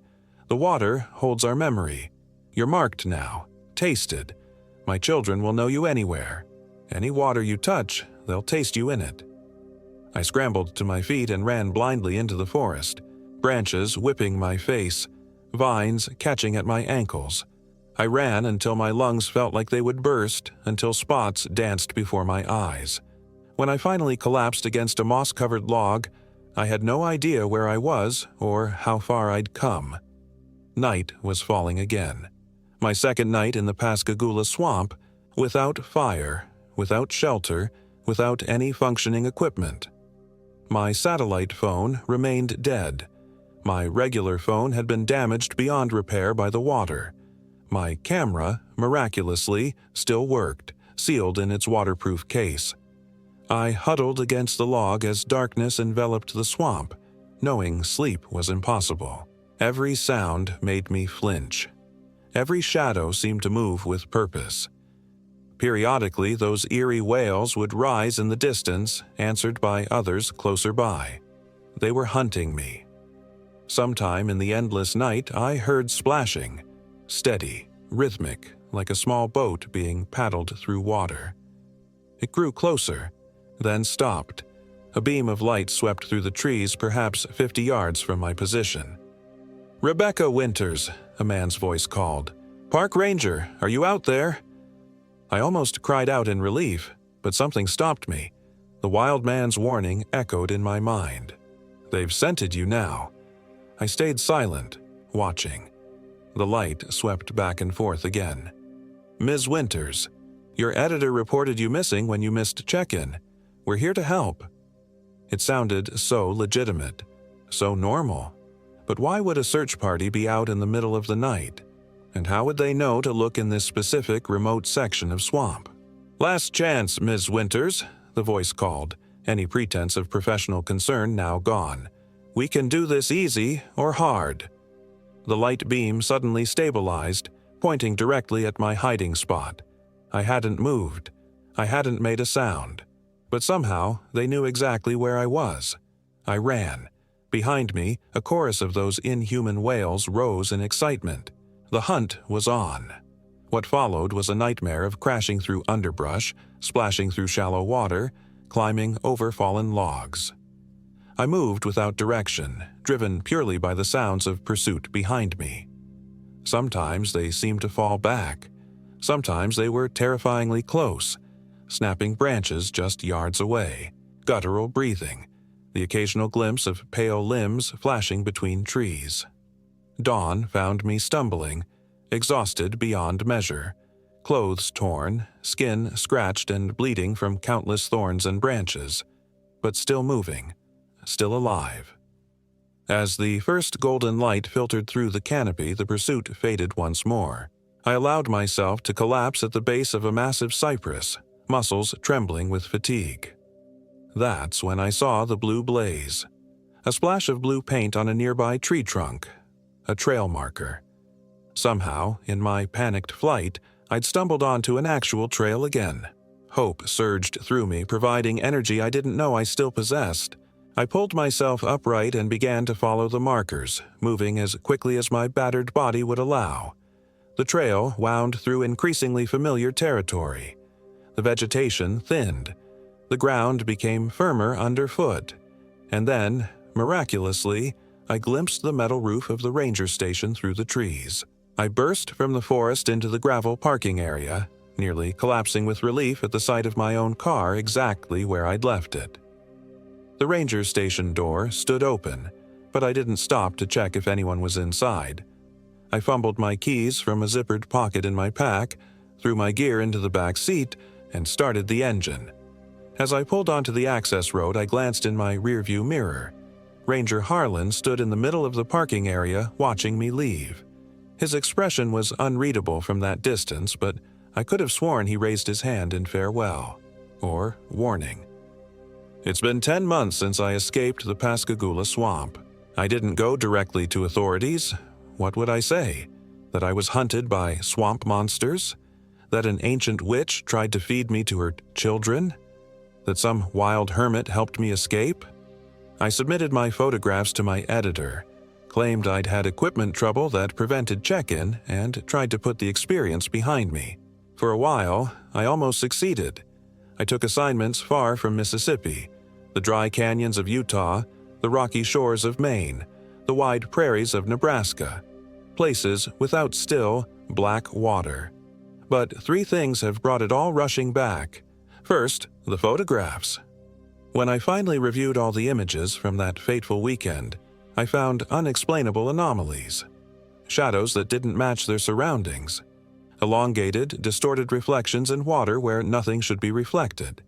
And in one sunrise shot of the cypress grove, barely visible through morning mist, a small cabin on stilts that hadn't been there when I took the picture. Second, the dreams. They started about a month after my return.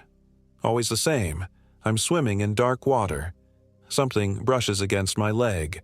I look down to see pale, webbed hands reaching for me, pulling me deeper. I wake up gasping, sheets soaked with sweat that smells faintly of swamp mud. But it's the third thing that's driven me to finally write all this down as a warning. 3 days ago, I was washing my hands in my bathroom sink when the water suddenly ran black. Just for a second, a brief surge of foul-smelling liquid that stained my porcelain basin. When I looked up at the mirror, words had been written in the condensation, though the bathroom wasn't steamy. Coming for you, pretty city girl. I've packed my car. By the time anyone reads this, I'll be heading west as far from any bodies of water as I can get. But I know the truth now. The old woman was right. The water remembers. The water connects. And somewhere in the dark heart of Mississippi's last wild swamp, the Blackwater hag and her children are patient. They've tasted me once. They won't stop until they've finished what they started.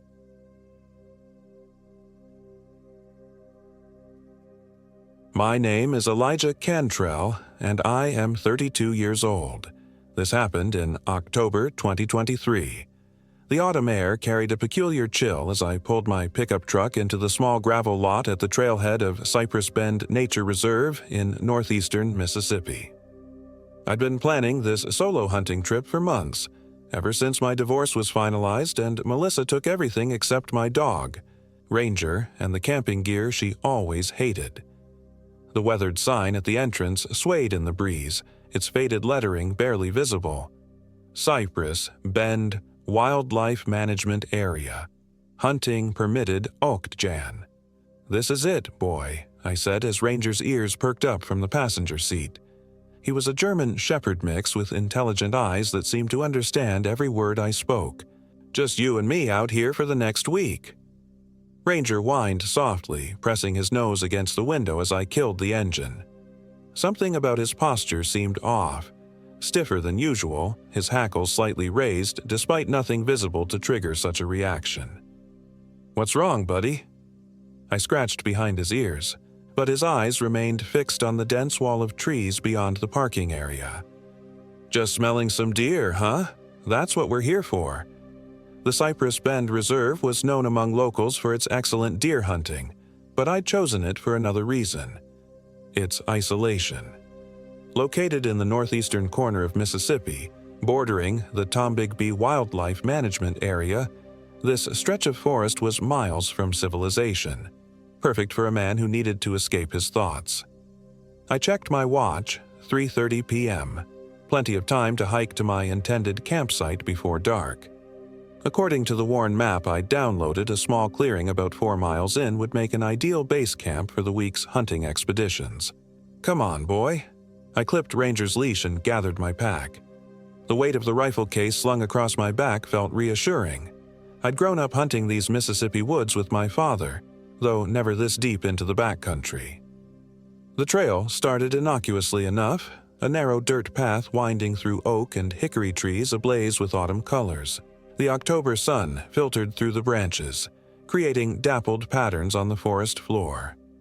After about half a mile, the trail narrowed and the flora changed, cypress trees emerging as we approached the wetland areas. Their knobby knees jutted from the soft ground like bony fingers reaching from the earth. Ranger kept pace beside me, but his usual enthusiasm was noticeably absent. Every few minutes he would stop and look back the way we had come, ears alert, a low rumble in his chest. "What's gotten into you?" I asked, scanning the forest but seeing nothing unusual. Still, the dog's behavior planted a seed of unease in my gut. In all our years together, I'd never seen him act like this. The trail grew more challenging as we ventured deeper. The path occasionally disappeared into boggy areas where we had to carefully pick our route. Thick vines hung from the cypress trees, creating a primeval atmosphere that felt increasingly oppressive as the afternoon wore on. 3 miles in, the terrain began to change again. The wetlands gave way to denser forest, and the path wound around a series of small hills.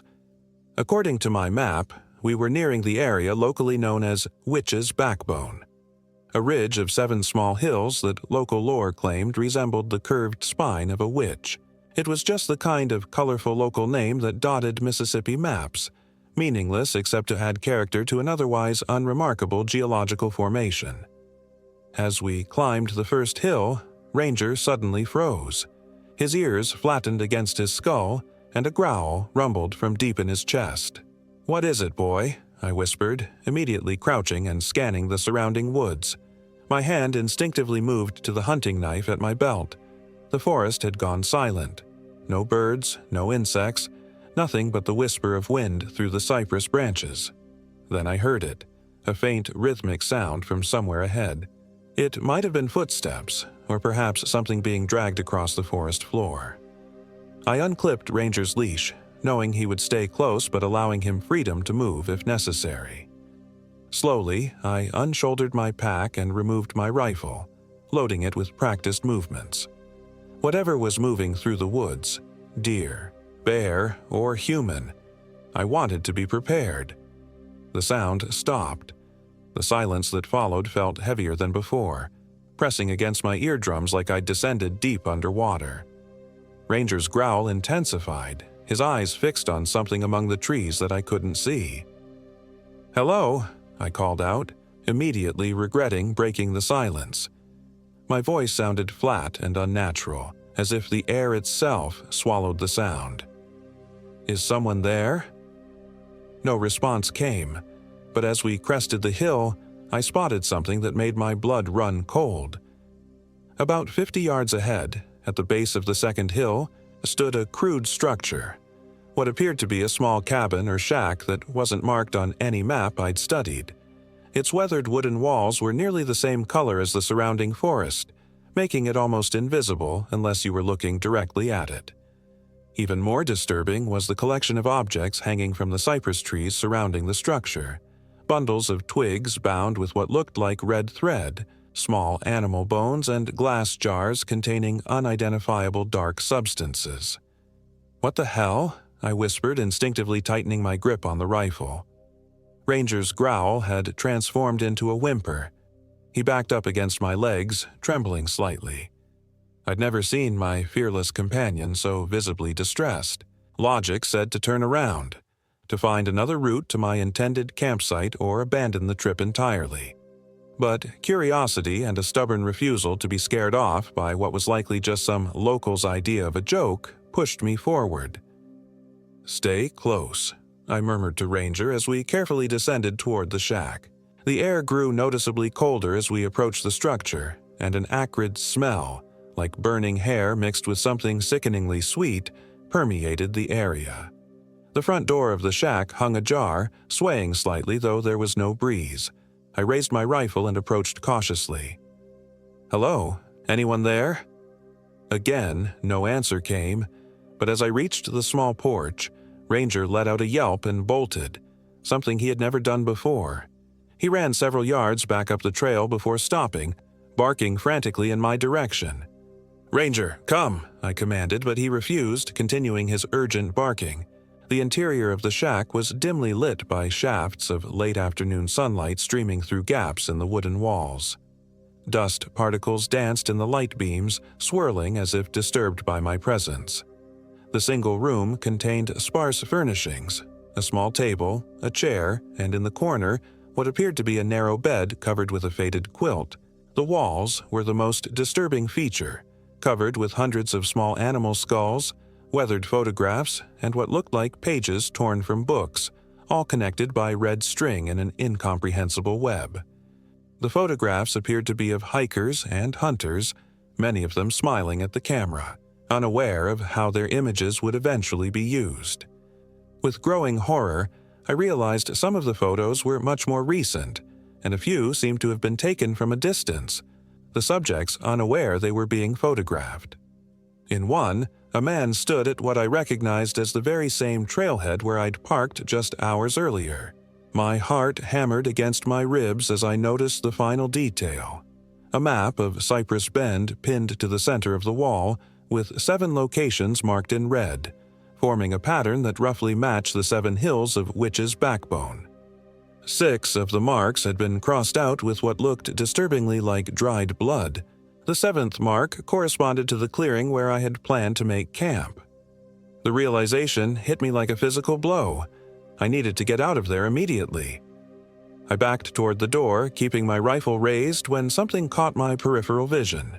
Movement from the corner where the bed sat. The quilt was rising, as if someone or something beneath it was slowly sitting up. I didn't wait to see more. I turned and ran, nearly tripping down the porch steps in my haste. Ranger was already moving, leading the way back up the trail. The afternoon sun had dipped lower, casting long shadows through the trees that seemed to reach for us as we fled. We didn't stop running until we had crested the first hill again. Gasping for breath, I turned to look back toward the shack, but it was no longer visible from this vantage point. Had I imagined the whole thing? The pounding in my chest and the fear in Ranger's eyes said otherwise. "We need to get out of here," I told him, trying to keep my voice steady. "Back to the truck, now." As I oriented myself to retrace our steps, the first drops of rain began to fall. Within minutes, it had escalated to a downpour, water streaming down my face and reducing visibility to mere feet. Perfect. With darkness approaching and the rain showing no signs of letting up, I made a critical decision. We couldn't safely make it back to the trailhead before nightfall.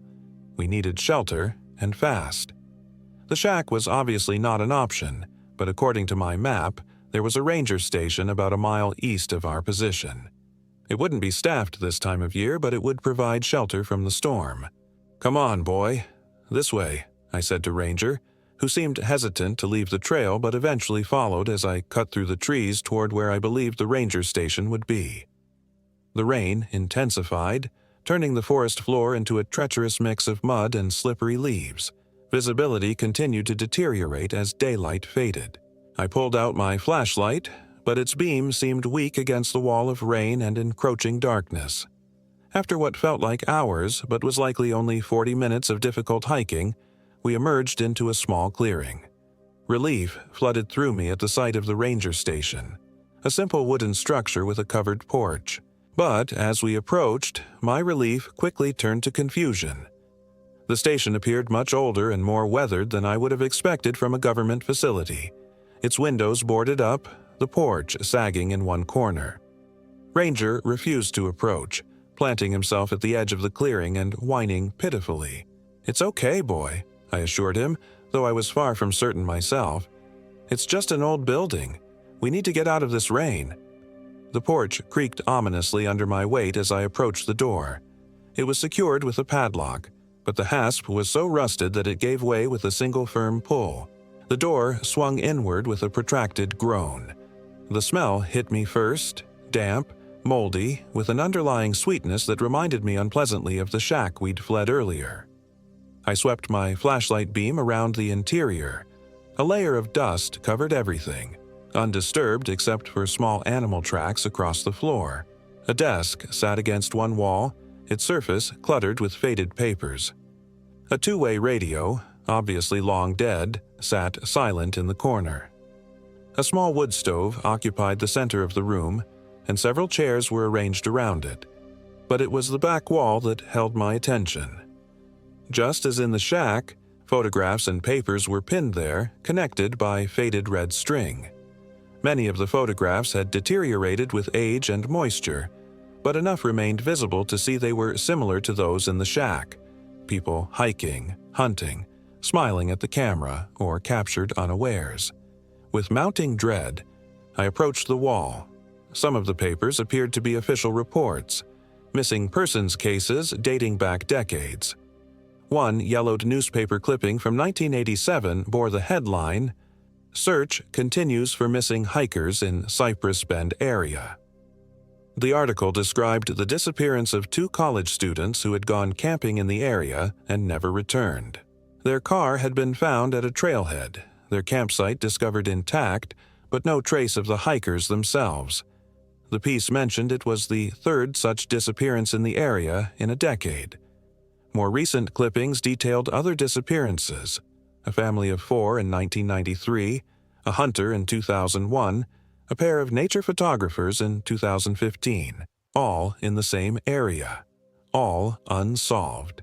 At the center of the web was a hand-drawn map of the 7 hills of Witch's Backbone, nearly identical to the one I'd seen in the shack, complete with 7 marked locations. Here, however, all 7 marks were crossed out. "Jesus Christ," I whispered, my voice sounding strange in the confined space. A sudden noise from outside made me jump, something heavy moving through the underbrush. Ranger's barking became frantic, then abruptly cut off mid-bark. "Ranger!" I called, moving quickly to the door. "Ranger!" I burst onto the porch, rifle raised, flashlight beam cutting through the darkness and rain. The clearing was empty. Ranger was gone. "Ranger!" I shouted, panic rising in my throat. I jumped off the porch, splashing into the mud, swinging my light in wild arcs. "Ranger!" A sound from the edge of the clearing drew my attention. A soft whimper. I rushed toward it, relief washing over me as I spotted Ranger's form huddled beneath a fallen log. "There you are, buddy. Come on, we need to—" The words died in my throat as my light illuminated him fully. Ranger was trembling violently, his fur matted with mud and something darker. Blood. A long gash ran along his side, as if something with claws had taken a swipe at him. "Oh God, Ranger." I knelt beside him, examining the wound. It wasn't fatal, but it was deep enough to be concerning. "What happened, boy? What did this?" As if in answer, a low, guttural growl emanated from the darkness beyond the clearing, not the sound of any animal I recognized. It was followed by what I can only describe as laughter, a wet, bubbling sound that was unmistakably human yet fundamentally wrong, like someone laughing underwater. Ranger whimpered again, trying to make himself smaller beneath the log. I raised my rifle toward the sound, but saw nothing in the beam of my flashlight except rain and darkness. "Who's there?" I called. Trying to keep my voice steady. "Show yourself."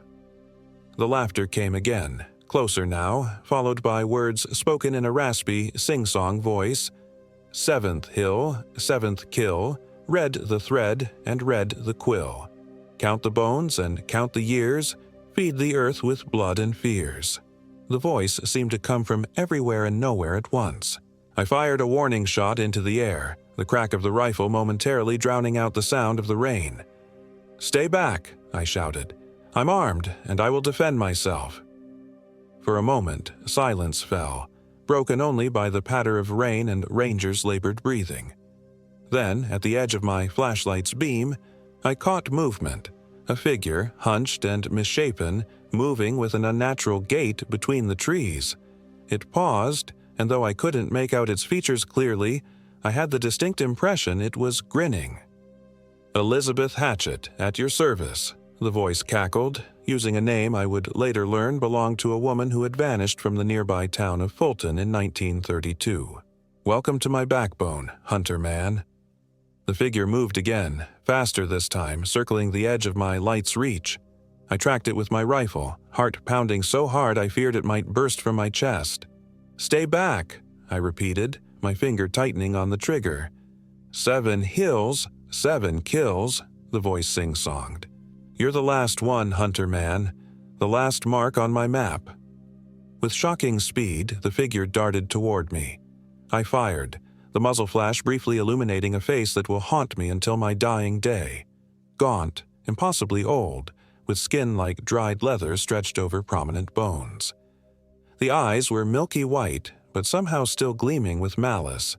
The mouth a gash filled with too many teeth, all filed to points. Whether I hit it or not, I couldn't tell. It vanished into the darkness with a shriek that sounded more like triumph than pain. Ranger howled in response, a sound of pure terror that cut through me like a knife. I scooped him up, ignoring his yelp of pain, and ran back to the ranger station. Once inside, I barricaded the door with the desk and shoved one of the chairs under the doorknob for good measure. I reloaded my rifle with shaking hands and positioned myself where I could see both the door and the boarded windows. Ranger huddled against my leg, shivering. I tore strips from my shirt to bind his wound as best I could, all the while keeping my eyes fixed on the door, ears straining for any sound above the rain. They came soon enough, scratching at the walls, tapping at the windows, a persistent, irregular rhythm that seemed designed to fray my nerves. The voice continued its sing-song chant, sometimes close enough that it seemed to be right outside the door, sometimes distant, as if coming from the surrounding hills. "Do you know what they called me, Hunter Man? The Hag of Witch's Backbone, the Witch of the 7 Hills, the Lady of Red Thread. Do you know why I bring them here? Why I mark them and track them and bleed them dry?" I remained silent, finger on the trigger, waiting. "The land is hungry," the voice continued, now seeming to come from directly above, as if she were on the roof. "It's always been hungry. The native people knew. They fed it. When the white men came, they stopped the feeding. The land grew hungry. So hungry. I feed it now." A sudden impact shook the door in its frame, sending a shower of dust from the ceiling. I fired through the door, the gunshot deafening in the confined space. Ranger howled again, a sound of pure distress. A pause followed, then laughter. That same wet, bubbling sound. "Bullets won't stop me, Hunter Man. I've been feeding these hills for almost a century. I'm part of them now, and they're part of me." Another impact, this time at one of the boarded windows. The ancient wood splintered but held. I fired again, knowing it was useless but unable to just sit and wait for whatever was coming. The night became a blur of terror. The constant scratching, the periodic impacts against the walls and door, the voice that never seemed to tire of its taunting monologue. Sometimes it spoke as Elizabeth Hatchett, sometimes as other people, presumably the victims whose photographs adorned the walls. Each voice had its own story of how it had been lured to the 7 Hills, how it had been marked and hunted, how its blood had fed the hungry earth. I don't know how many times I fired the rifle. By dawn, I was down to my last few rounds, my throat raw from shouting, my body exhausted from the constant state of adrenaline-fueled alertness. As the first gray light of morning filtered through the cracks in the boards, the sounds suddenly ceased. The silence was almost as terrifying as the night's cacophony had been. I waited, rifle raised for what seemed like hours, before cautiously approaching one of the windows and peering through a crack in the boards. The clearing was empty, the forest beyond peaceful in the early morning light. The rain had stopped, leaving everything glistening with moisture. Nothing moved except birds flitting between branches. I turned to check on Ranger, who lay in the corner, his breathing shallow but steady. The makeshift bandage was soaked through with blood, but the bleeding seemed to have slowed. "We need to get you to a vet, buddy," I said, my voice hoarse. "Think it's safe to move?" As if in answer, Ranger struggled to his feet, wincing but determined. I respected his resilience and shared his desire to be far away from this place as quickly as possible. I removed the barricade from the door and carefully stepped onto the porch, rifle ready. The morning air was clean and fresh with no trace of the acrid smell from the previous day. It was almost possible to believe the night's horrors had been a nightmare, except for Ranger's wound and the spent shell casings littering the floor of the ranger station. Using my GPS, which thankfully still worked, I plotted the most direct route back to the trailhead, avoiding the area of the 7 hills entirely. With Ranger limping beside me, we set out, moving as quickly as his injury would allow. The forest seemed benign in the daylight, but I couldn't shake the feeling of being watched. Every sound, a branch breaking, leaves rustling, sent a jolt of fear through me. I kept the rifle ready, eyes constantly scanning our surroundings.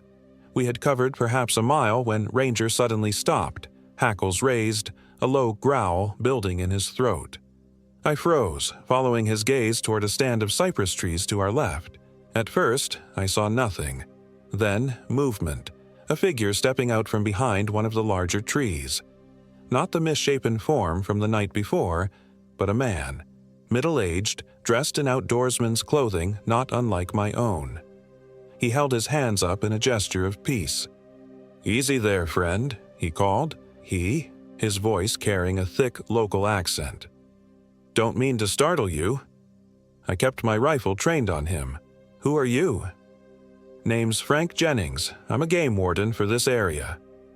He slowly reached into his pocket and produced a badge, which he held up for me to see. "Got reports of gunshots last night?" asked. "Came to investigate." I lowered the rifle slightly but remained wary.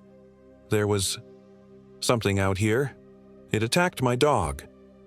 Frank's eyes moved to Ranger, widening slightly at the sight of the bloodied bandage. "That's a nasty wound. What did it? Bear? Cougar?"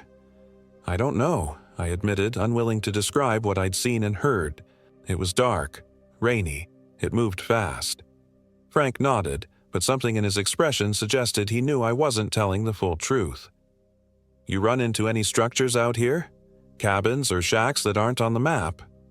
The question sent a chill down my spine. "Yeah, 2 of them. One seemed like some kind of shrine. The other was an old ranger station." Frank's face darkened.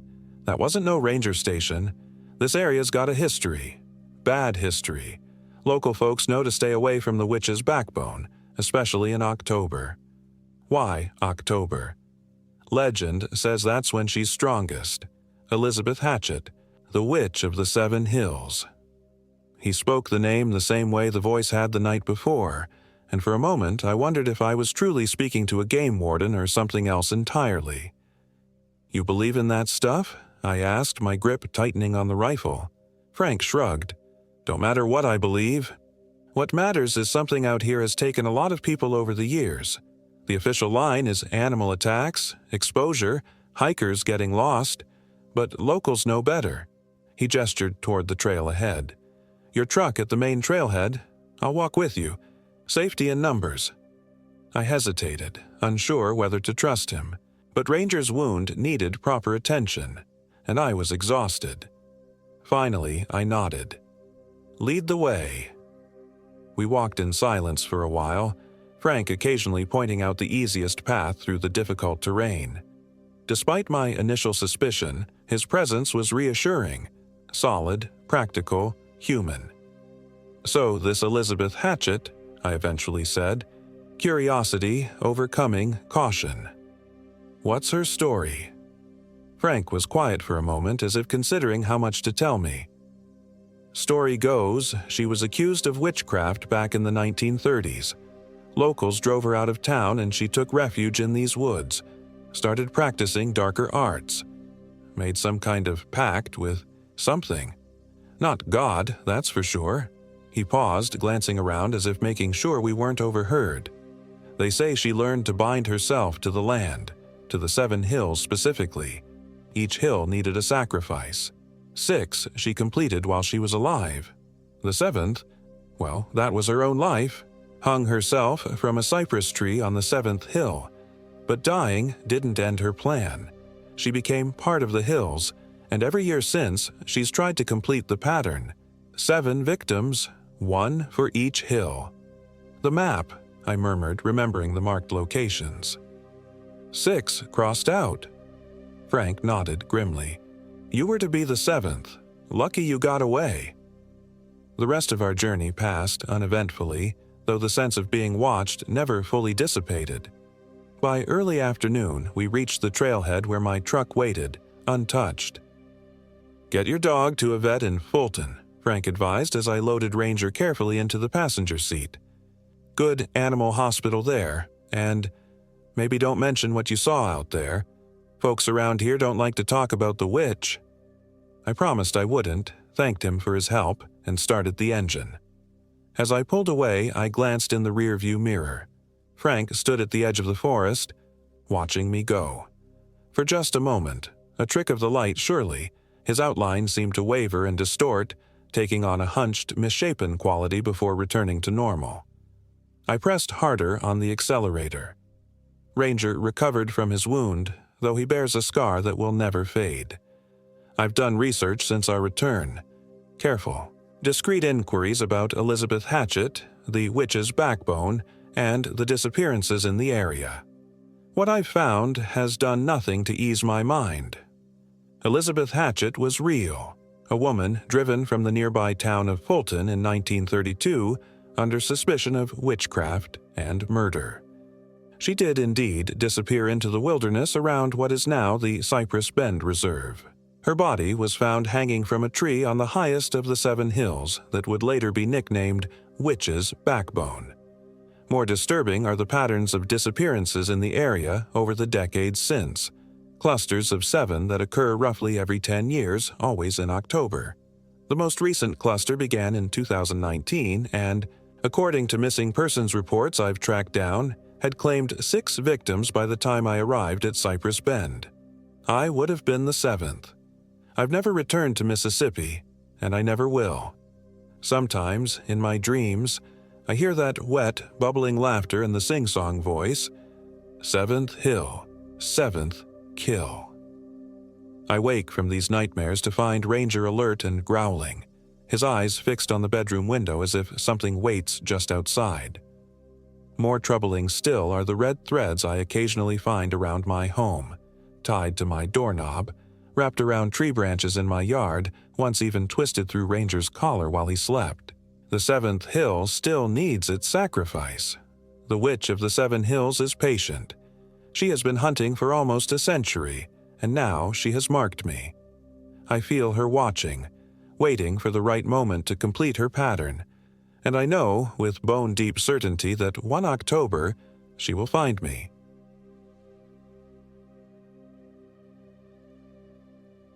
My name is Derek Chambers, and I am 34 years old. This happened in October 2023. The Homachito National Forest had always called to me in a way I couldn't explain. Something about those dense Mississippi woodlands stirred something primal in my soul, a feeling of both belonging and trepidation. When my best friend Mitch suggested we take a weekend hiking trip there to decompress from our mind-numbing accounting jobs, I jumped at the chance. It'll be just like old times, Mitch had said, his eyes lighting up the way they always did when he was excited about something. Remember how we used to talk about doing this back in college? College seemed like a lifetime ago now. Back then, we'd been inseparable. 2 ambitious kids from Natchez with dreams bigger than our bank accounts. But life has a way of dulling those dreams, replacing them with mortgages and spreadsheets and the slow, crushing weight of routine. Mitch was the only one who still seemed to have a spark left, who still suggested things like camping trips and river rafting instead of just meeting for beers at the same tired sports bar every other Friday. "We're not getting any younger, Derek," he'd reminded me, "and I need to get the hell out of the city before I lose my mind completely." So here we were, 3 days into what was supposed to be a simple 4-day trek along the Richardson Creek Trail. The Homachito Forest was beautiful in autumn, all rust-colored leaves and dappled sunlight through the towering pines and hardwoods. The temperature had been perfect, hovering in the mid-60s during the day and dropping to a crisp 50 at night. Perfect sweater weather, as my ex-wife used to call it. But there was something else in these woods, too. Something I couldn't quite put my finger on. "You hear that?" I asked Mitch as we set up camp on our third night. The sun was beginning to sink below the tree line, casting long shadows across our small clearing. Mitch paused from hammering a tent stake into the ground. "Hear what?" I cocked my head, trying to identify what had caught my attention. "I don't know. Like whispers? Or maybe just the wind?" Mitch shrugged. "Probably just squirrels. Or maybe some hikers nearby." But there was a flicker of something, uncertainty maybe, in his eyes before he went back to securing the tent. This spot wasn't my first choice for camping. We were in a small depression surrounded by dense thickets of underbrush, with tall pines looming over us like silent sentinels. But we'd gotten a late start that morning after Mitch insisted on exploring an unmarked trail that ended up being a waste of time, and darkness was approaching faster than we'd anticipated. This clearing would have to do. "Did you know this part of the forest has some pretty dark history?" Mitch asked as we sat around our small campfire later that evening, passing a flask of bourbon back and forth. The flames cast strange dancing shadows across his face, making his familiar features momentarily alien. "What kind of history?" I asked, taking a swig from the flask and wincing as the liquor burned its way down my throat. "Back in the 1880s, there was this family, the Rayburns. They had a homestead somewhere deep in what's now the National Forest." Mitch's voice dropped lower, taking on the cadence of a practiced storyteller. "Story goes, Old Man Rayburn went crazy one winter. Food was scarce and they were miles from the nearest town. He started claiming he heard voices in the woods, voices that told him there was only one way to make sure his family survived until spring." I felt a chill that had nothing to do with the evening air. "Let me guess, it involved his family not surviving at all." Mitch nodded grimly. "They found what was left of his wife and kids when a cousin came to visit in the spring. But they never found Rayburn. Some people say he fled, others say he walked into the woods and never came out.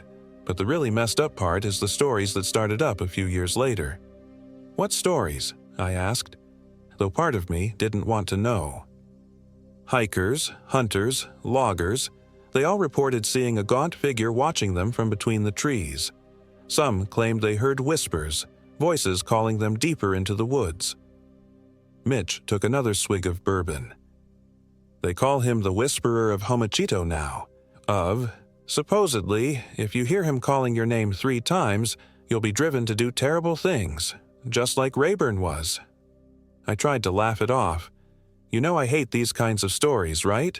I'm not going to be able to sleep now." Mitch grinned, the firelight making his teeth look unnaturally sharp for a moment. "Come on, you don't believe that old crap, do you? It's just something the locals tell tourists to freak them out."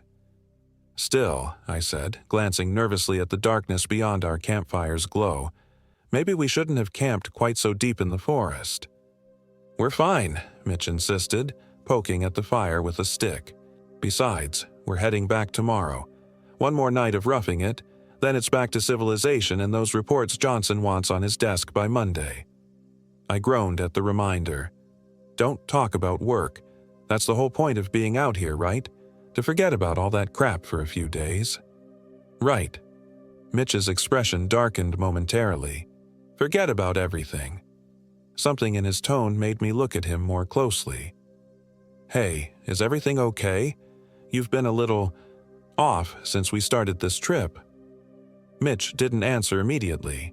He stared into the fire, the flames reflecting in his eyes. Did I ever tell you why Elaine left me?" The abrupt change of subject caught me off guard. Mitch rarely talked about his divorce, which had been finalized just 6 months ago. "No, you always said it was irreconcilable differences whenever I asked." He laughed, but it was a hollow sound. "Yeah, that's lawyer speak for my husband has become a completely different person and I don't recognize him anymore." He took another long drink from the flask. "She said I was obsessed with work, that I'd changed, become cold, calculating. But that's what success requires, you know? You can't get ahead by being soft." I shifted uncomfortably. The Mitch I knew had always been ambitious, sure, but never what I'd call cold. If anything, his enthusiasm and genuine interest in people had been what made him so successful at the firm. Clients loved him. But over the past year, something had changed. He'd become more withdrawn, more intense.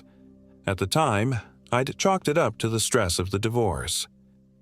"Maybe this trip wasn't just about getting away from work," I suggested gently. "Maybe you needed to get away from everything else too."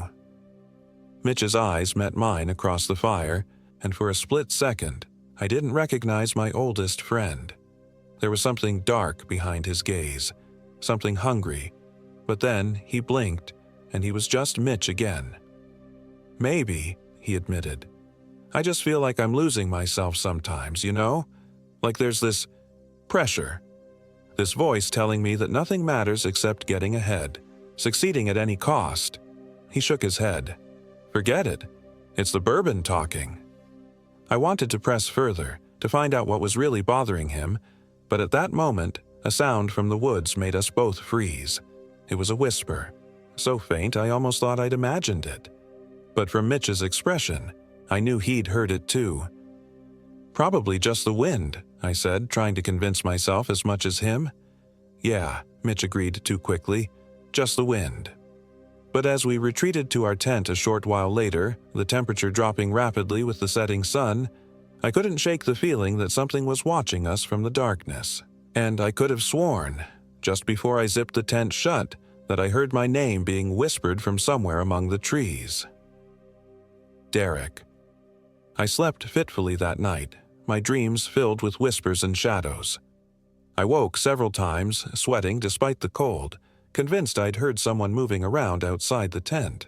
But each time I checked, there was nothing but darkness and the soft rustle of leaves in the night breeze. At one point, I noticed Mitch was gone, his sleeping bag empty. Panicked, I fumbled for my flashlight and was about to call out for him when the tent flap opened and he slipped back inside. "Where were you?" I whispered, heart pounding. "Had to take a leak," he replied, not meeting my eyes. "Go back to sleep." But there was something off about his voice, a slight tremor that hadn't been there before. And as he turned away from me, I noticed what looked like scratches on the back of his neck. Fresh ones, red and angry against his pale skin. I wanted to ask about them, but exhaustion pulled me back into uneasy sleep before I could form the words. Morning came with a dense fog that clung to the forest floor like a living thing, weaving between trees and obscuring anything more than 20 feet away. The air was cold and damp, carrying the smell of wet earth and decaying leaves.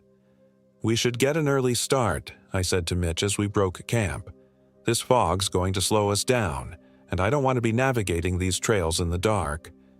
Mitch nodded, but he seemed distracted. There were dark circles under his eyes, and he kept looking over his shoulder at the surrounding woods. "Did you hear anything last night?" he asked suddenly as we shouldered our packs. I hesitated. "Like what?" "I don't know.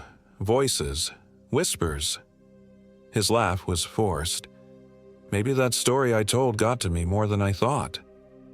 I thought about the whisper I'd heard, about Mitch's empty sleeping bag, about the scratches on his neck. "No," I lied.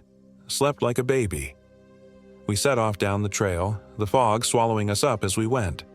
The forest felt different today, oppressive somehow. The trees seemed closer together, the underbrush thicker and more tangled. Even the birdsong had a strange, discordant quality to it, like the forest's feathered residents were on edge. "Are you sure this is the right way?" I asked after we'd been hiking for about an hour. Nothing looked familiar, and according to my map, we should have hit a stream crossing by now. Mitch consulted his GPS. "That's weird," he muttered. "The signal keeps jumping around. But yeah, this should be the Richardson Creek Trail heading southeast. The ranger station should be about 6 miles from here." But as the morning wore on, I became increasingly certain we were lost. The trail had narrowed considerably, becoming little more than a game path in places. The terrain was all wrong too. We were climbing steadily, whereas the return trail to the ranger station should have been mostly downhill. "Mitch, we need to stop and figure this out," I finally said after another hour of trudging through increasingly difficult terrain. "This isn't right. We're heading deeper into the forest, not out of it." Mitch stopped abruptly and turned to face me. There was something strange in his expression, a combination of fear and anticipation. "Actually," he said slowly, "I've been meaning to tell you. I thought we might take a little detour before heading back." "A detour? Mitch, we're already lost, and you want to wander even further off trail?" He shook his head impatiently. "We're not lost. I know exactly where we are." He pulled out his map and pointed to a spot deep in the western part of the forest, miles from the Richardson Creek Trail. "We're here near Brushy Creek, and there's something I want to show you about a mile north of here." I stared at him in disbelief. "You deliberately led us off course? What the hell, Mitch? We're supposed to be heading back today. I have to be at work tomorrow." "This is more important than work," Mitch insisted, his eyes feverish. "I found something when I was researching this trip, something no one else knows about." He lowered his voice, as if afraid the trees might be listening. "I think I found the Rayburn homestead." A cold knot formed in my stomach. "The family from that story you told? Mitch, that's just a local legend." "No, it's not." His vehemence startled me. "I found records, Derek. Real historical documents. The Rayburn family was real, and their homestead was in this part of the forest." He grabbed my arm, his fingers digging in painfully. "Don't you see how important this is? We could be the first ones to document it, to find out what really happened there." I pulled my arm away. "You're not making any sense. Since when do you care about local history? And why didn't you tell me about this before we set out?" Mitch's expression shuddered. "Because I knew you wouldn't come if I told you the real reason for this trip." He took a step closer, his voice dropping to a near whisper. "I've been hearing the voices, Derek, for months now. At first, I thought I was losing my mind, stress from the divorce, from work. But then I started researching, and I found the stories about the Whisperer, about Rayburn, and I knew I had to come here." A chill ran down my spine that had nothing to do with the damp, foggy air.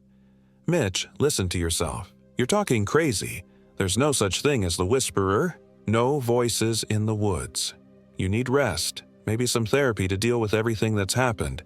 "Don't patronize me," Mitch hissed, his face contorting with anger. "I'm not crazy. The voices are real, and they've been getting stronger the deeper we go into these woods. They're calling me to the homestead. Derek. They want me to finish what Rayburn started." I took an involuntary step back. This wasn't the Mitch I knew. This was something else wearing my friend's face. "We're going back," I said firmly, trying to keep the fear out of my voice. "Right now. We'll find the main trail and head straight to the ranger station. And when we get back to civilization, you're going to see someone about these voices you're hearing." For a moment, I thought he might argue or even attack me. His hands had clenched into fists, and there was a wildness in his eyes I'd never seen before. But then, as suddenly as it had appeared, the tension seemed to drain out of him. "You're right," he said, shoulders slumping. "I don't know what I was thinking. Let's go back." Relief flooded through me, but it was short-lived. As Mitch turned to lead the way back the way we'd come, I caught a glimpse of something in his hand, the glint of metal partially concealed in his palm. A knife? When had he taken that out? "Actually," I said, my mouth suddenly dry, Let me check the map first. I think I might know a quicker way back. I held out my hand. Let me see that map again. Mitch hesitated, then handed over the map with his left hand. His right remained closed around whatever he was holding. I made a show of studying the map, all the while trying to formulate a plan. I was deep in unfamiliar woods with someone I was no longer sure was entirely sane. I had no cell service, no real idea which direction led back to civilization, and night would be falling in a few hours. "Okay," I said finally, folding the map. "I think if we head this way," I pointed in the direction opposite from where Mitch had wanted to go, "we should hit the main trail within a couple of miles." Mitch's eyes narrowed slightly, but he nodded. "Lead the way." I set off in what I hoped was the right direction, acutely aware of Mitch following close behind me. Too close. Every instinct I had was screaming at me to run, but I forced myself to maintain a steady pace. Running would only confirm Mitch's suspicions that I was trying to thwart his plans, whatever those might be. The fog hadn't lifted. If anything, it had grown thicker as the day wore on. The forest around us had taken on an otherworldly quality, shapes looming out of the mist only to dissolve again as we approached. The ground was becoming increasingly treacherous too. What had appeared to be solid earth sometimes gave way to hidden sinkholes or ankle-twisting depressions. And all the while, I could feel Mitch's eyes boring into my back. "Are you sure this is the right way?" he asked after we'd been walking for about 20 minutes. His voice had taken on a strange sing-song quality that raised the hairs on the back of my neck. "Pretty sure," I lied. In truth, I had no idea where we were.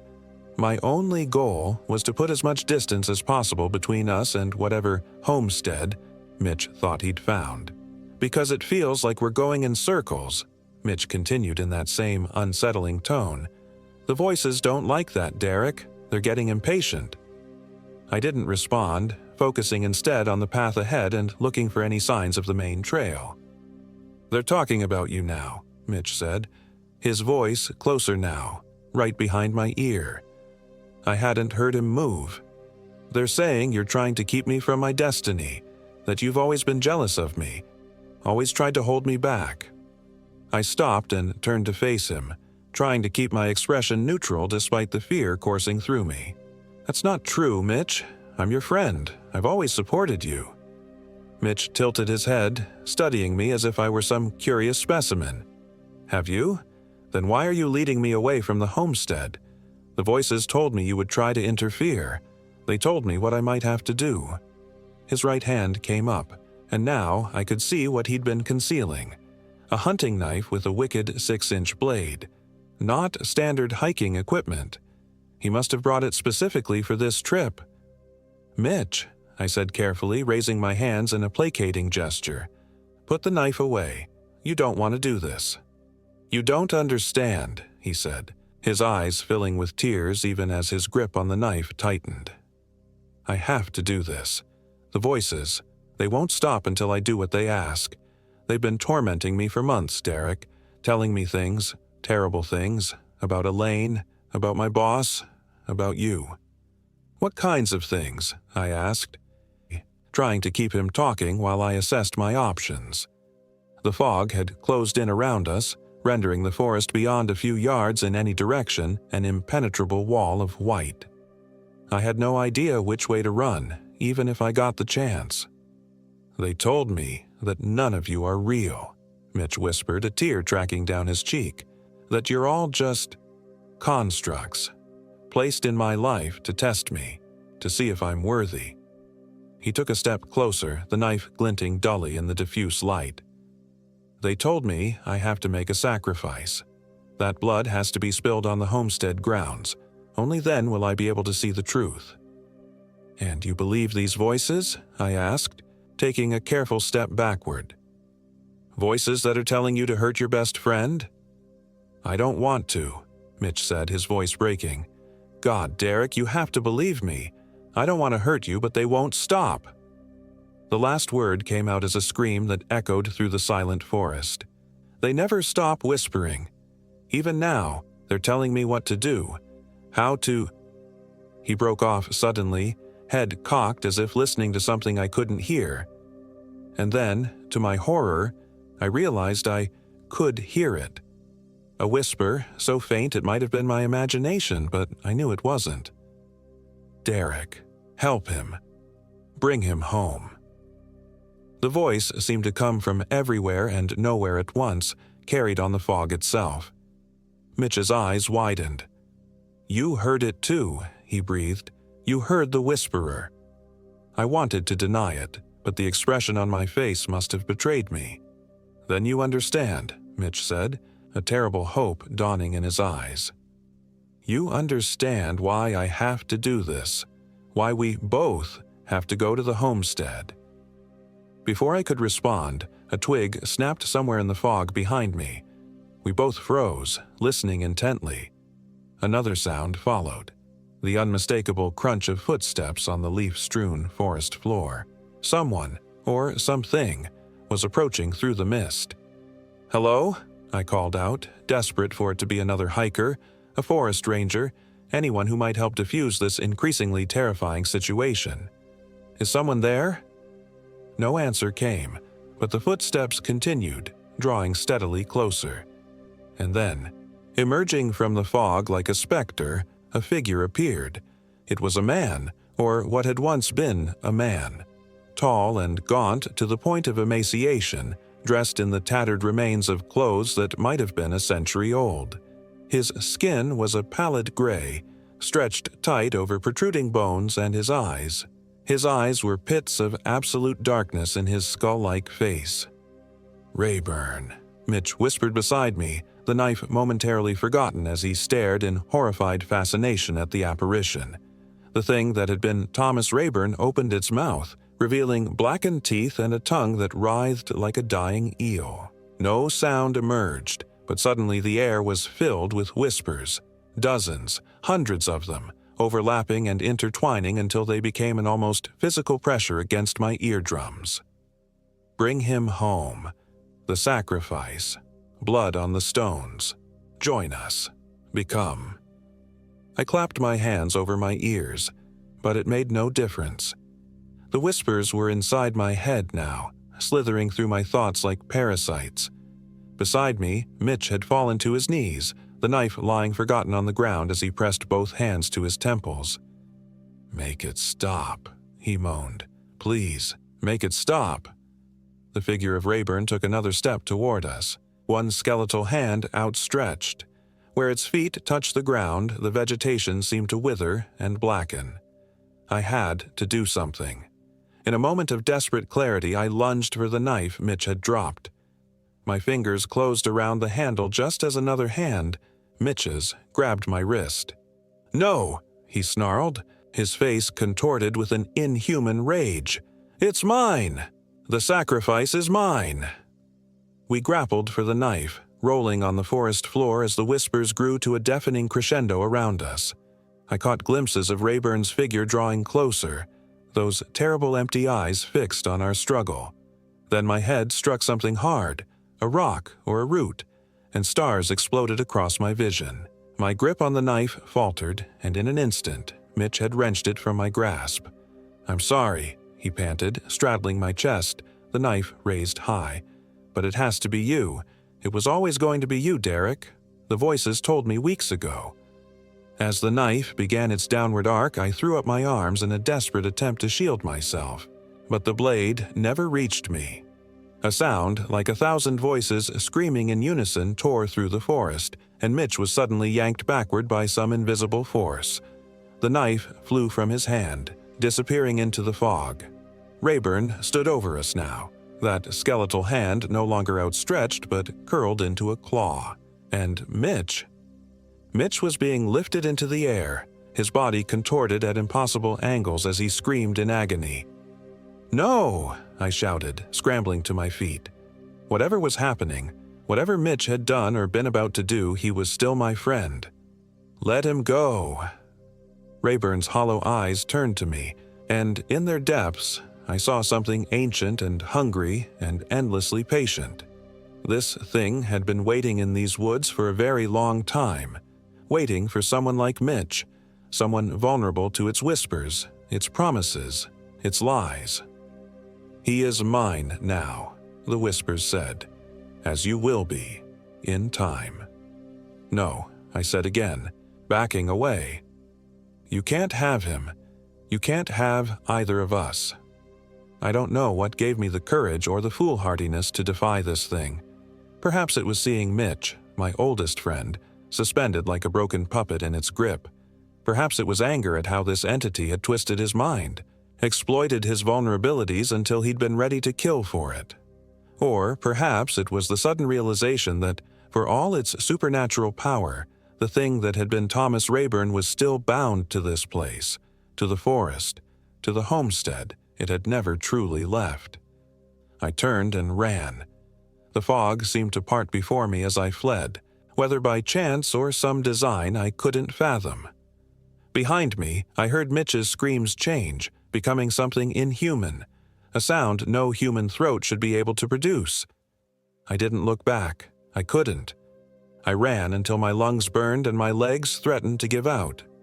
I ran through thickets that tore at my clothes and skin, across streams that soaked me to the bone with water that felt unnaturally cold.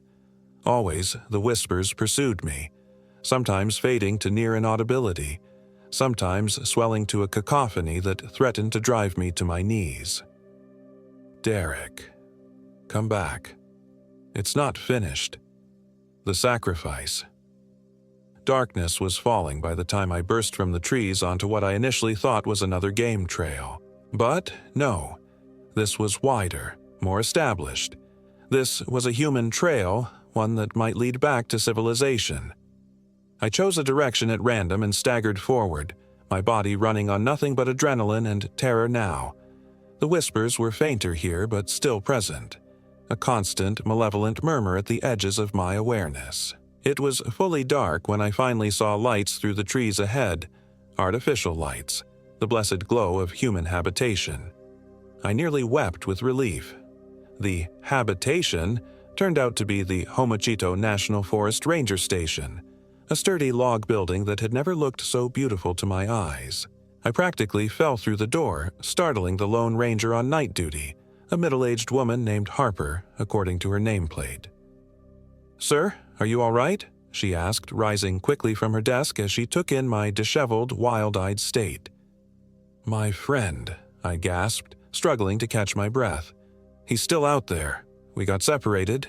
He's in trouble." Ranger Harper's expression shifted from concern to professional efficiency. "When and where did you last see your friend?" she asked, already reaching for a radio. I tried to explain, but my story quickly dissolved into incoherence. How could I tell her about Rayburn, about the whispers, about the thing in the fog that had taken Mitch? She'd think I was insane or suffering from hypothermia-induced hallucinations. So I simplified. Mitch and I had gotten lost in the fog. He'd fallen and hit his head. I'd gone for help, but gotten turned around in the worsening visibility. I marked on her map where I thought we'd been when we separated, though in truth, I had no idea if it was even remotely accurate. Ranger Harper called in a search team, got me a blanket and some hot coffee, and took my statement. By then, I'd calmed down enough to make my story sound plausible, though I could tell from her expression that she thought I was leaving things out. She was right, of course, but what could I tell her? That an ancient evil lurked in the Homachito forest, that it whispered to lost hikers, drove them mad, turned them against their companions, that my best friend had tried to kill me because voices in his head told him to. The search for Mitch began that night and continued for 2 weeks. They found our campsite on the second day, exactly where it should have been on the Richardson Creek Trail. They found Mitch's backpack a mile from there, and one of his boots half a mile beyond that. But they never found Mitch. The official report eventually ruled it a probable accidental death, disorientation due to fog leading to a fall from one of the forest's many ravines or sinkholes, the body perhaps obscured by undergrowth or carried away by wildlife. These things happen in wilderness areas, the authorities told me. Sometimes people simply vanish. I didn't contradict them. What would have been the point? I moved away from Natchez as soon as I could, taking a job in Atlanta that paid less but allowed me to put hundreds of miles between myself and the Homachito National Forest. I told myself it was to make a fresh start, to escape the painful memories of losing my best friend. But the truth is, I left because the whispers followed me home. They're faint here in the city, almost imperceptible beneath the constant urban noise. But in the quiet hours before dawn, when the world holds its breath, I hear them, calling my name, telling me that Mitch is waiting for me, that the sacrifice was interrupted, unfinished, that I need to return to complete what was started. And sometimes, in the deepest part of the night, I hear Mitch's voice among the whispers. Not the Mitch I knew, but something that wears his voice like an ill-fitting suit. "Come back, Derek. I'm still here. I'm waiting for you at the homestead. We can be together again, just like old times." I won't go back. I can't. But with each passing day, the whispers grow a little louder, a little harder to ignore. And sometimes, when I catch my reflection in a darkened window or mirror, I see something behind me. A gaunt figure with hollow eyes that follows me like a shadow. Waiting, patient, hungry. I know now why they call it the Whisperer of Homachito. I know why hikers sometimes vanish in those woods, why locals avoid certain parts of the forest after dark. And I know, with terrible certainty, that one day the whispers will become too loud to resist. One day I'll go back to the Homachito, and Thomas Rayburn will be waiting.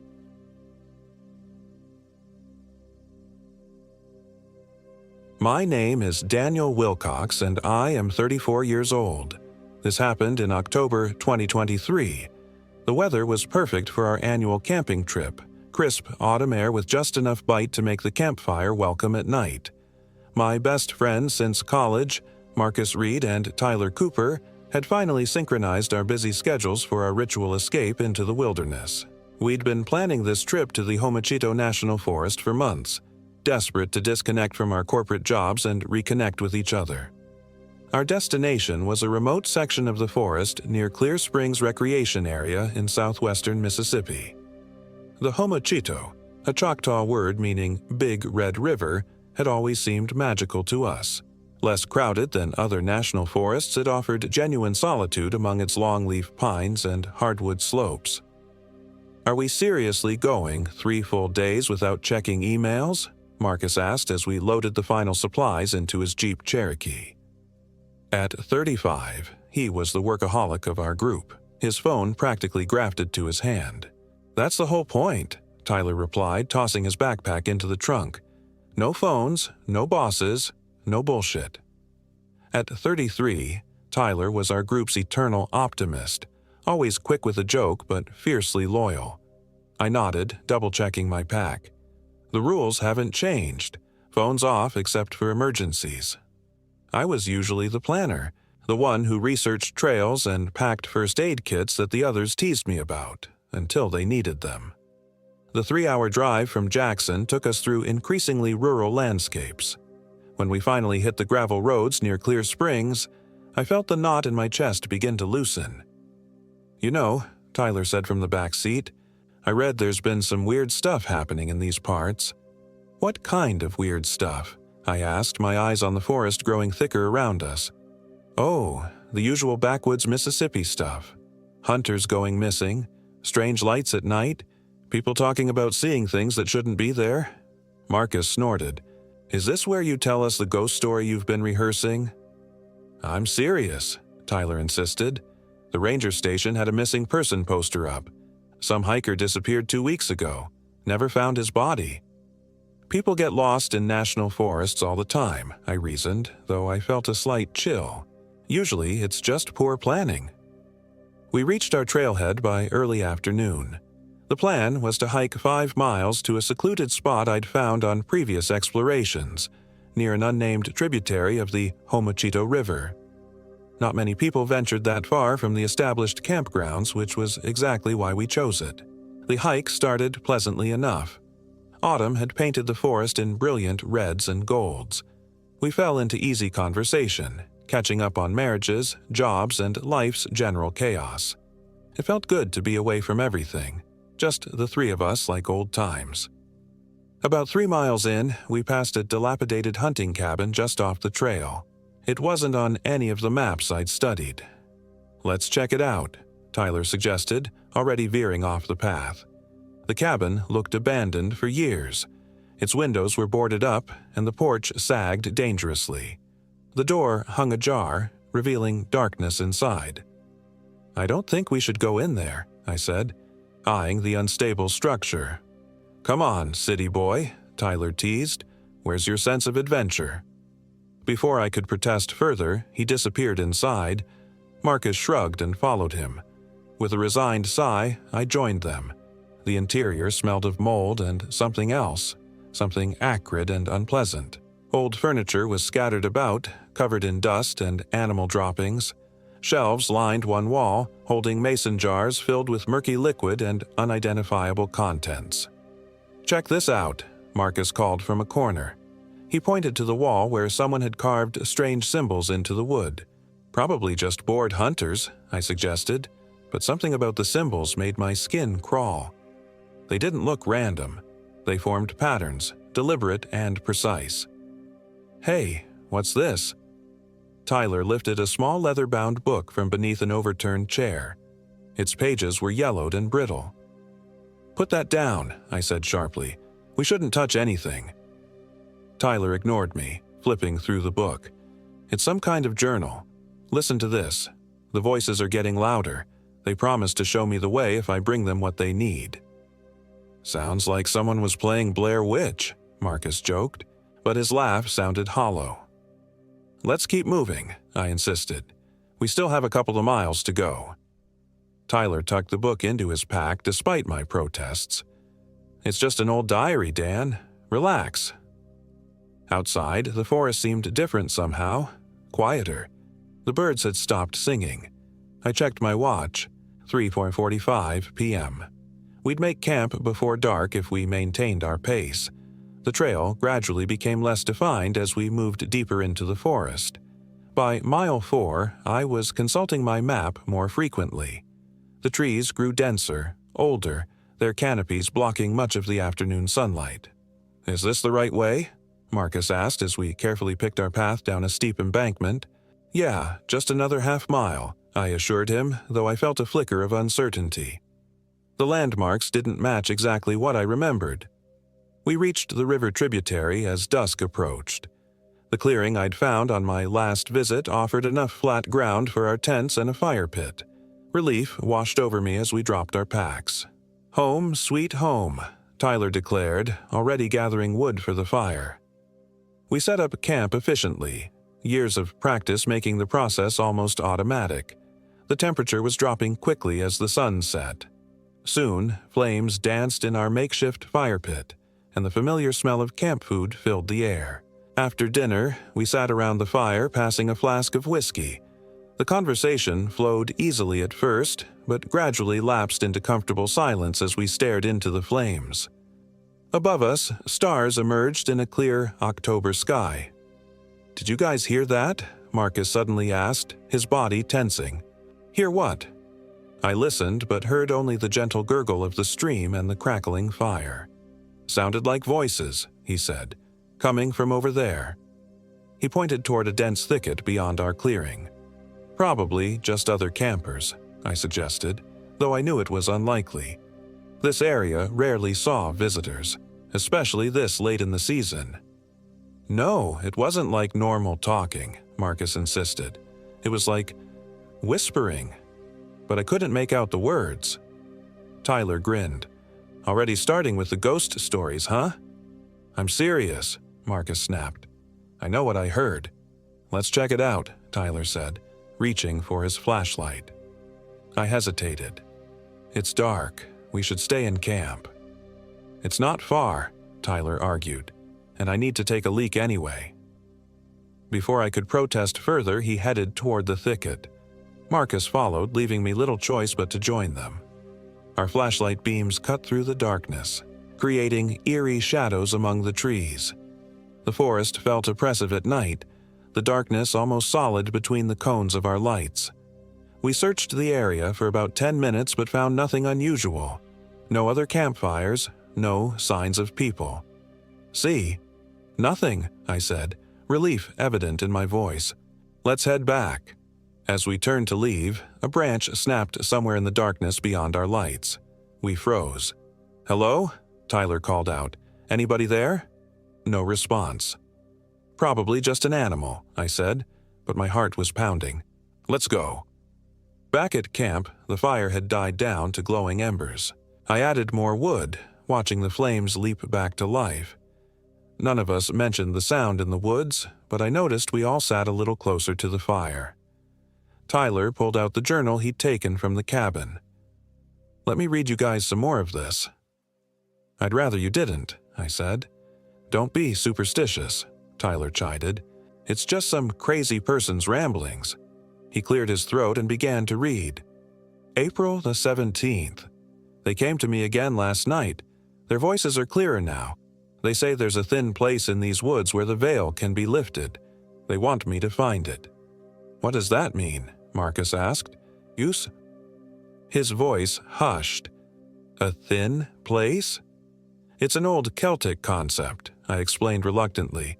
Places where the boundary between our world and whatever's beyond is thinner. May 2nd, Tyler continued reading. I found the thin place. It's by the old hunting cabin, near the crooked oak that's split by lightning.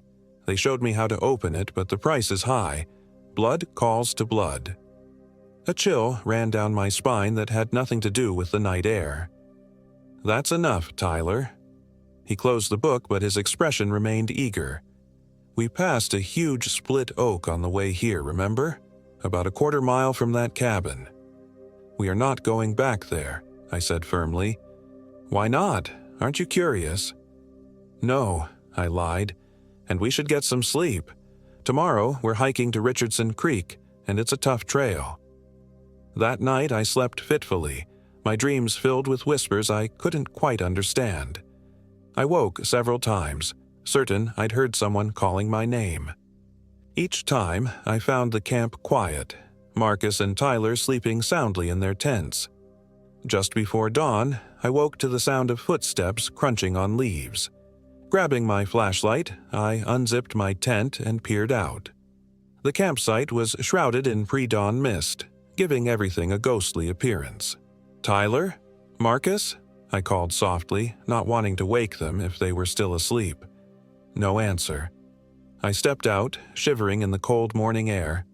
Tyler's tent was zipped shut, but when I checked Marcus's, I found it empty, his sleeping bag neatly arranged as if he hadn't slept there at all. Panic rose in my throat. Marcus, I called louder. Marcus! Tyler emerged from his tent, rubbing his eyes. What's with the shouting? Marcus is gone, I said, trying to keep my voice steady. Maybe he went to take a leak, Tyler suggested, but he sounded uncertain. We searched the immediate area, calling Marcus's name. The forest seemed to absorb our voices, the mist muffling our shouts. After 20 minutes of increasingly frantic searching, we found one of Marcus's boots by the river's edge. Jesus, Tyler whispered, picking it up.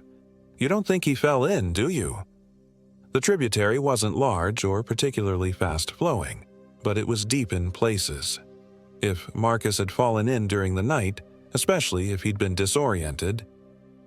We need to follow the river downstream, I decided. If he fell in, he might have managed to get out further down. We grabbed our day packs and set off, leaving our camp intact. The terrain alongside the river was challenging, steep in places, with dense underbrush that tore at our clothes.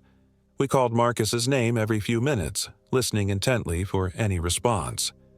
About a mile downstream, Tyler stopped abruptly. Look, he said, pointing to a muddy bank. Footprints. But they weren't normal human tracks. They were elongated, with what looked like extra joints in the toes. What the hell made those? I asked, a cold dread settling in my stomach. Tyler shook his head, his face pale. I don't know. But look, they're following someone else's tracks. Normal footprints. He was right. Alongside the strange tracks were human footprints, about Marcus's size. He's being followed, Tyler whispered. Or led, I thought, but didn't say. We continued downstream, now moving with greater caution.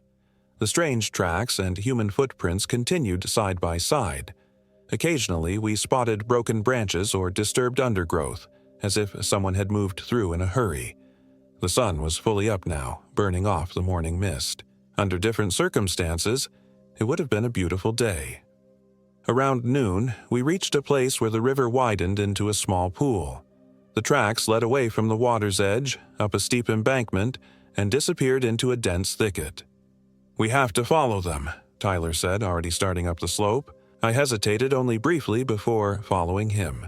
The thicket was almost impenetrable, forcing us to push through brambles that scratched our faces and arms.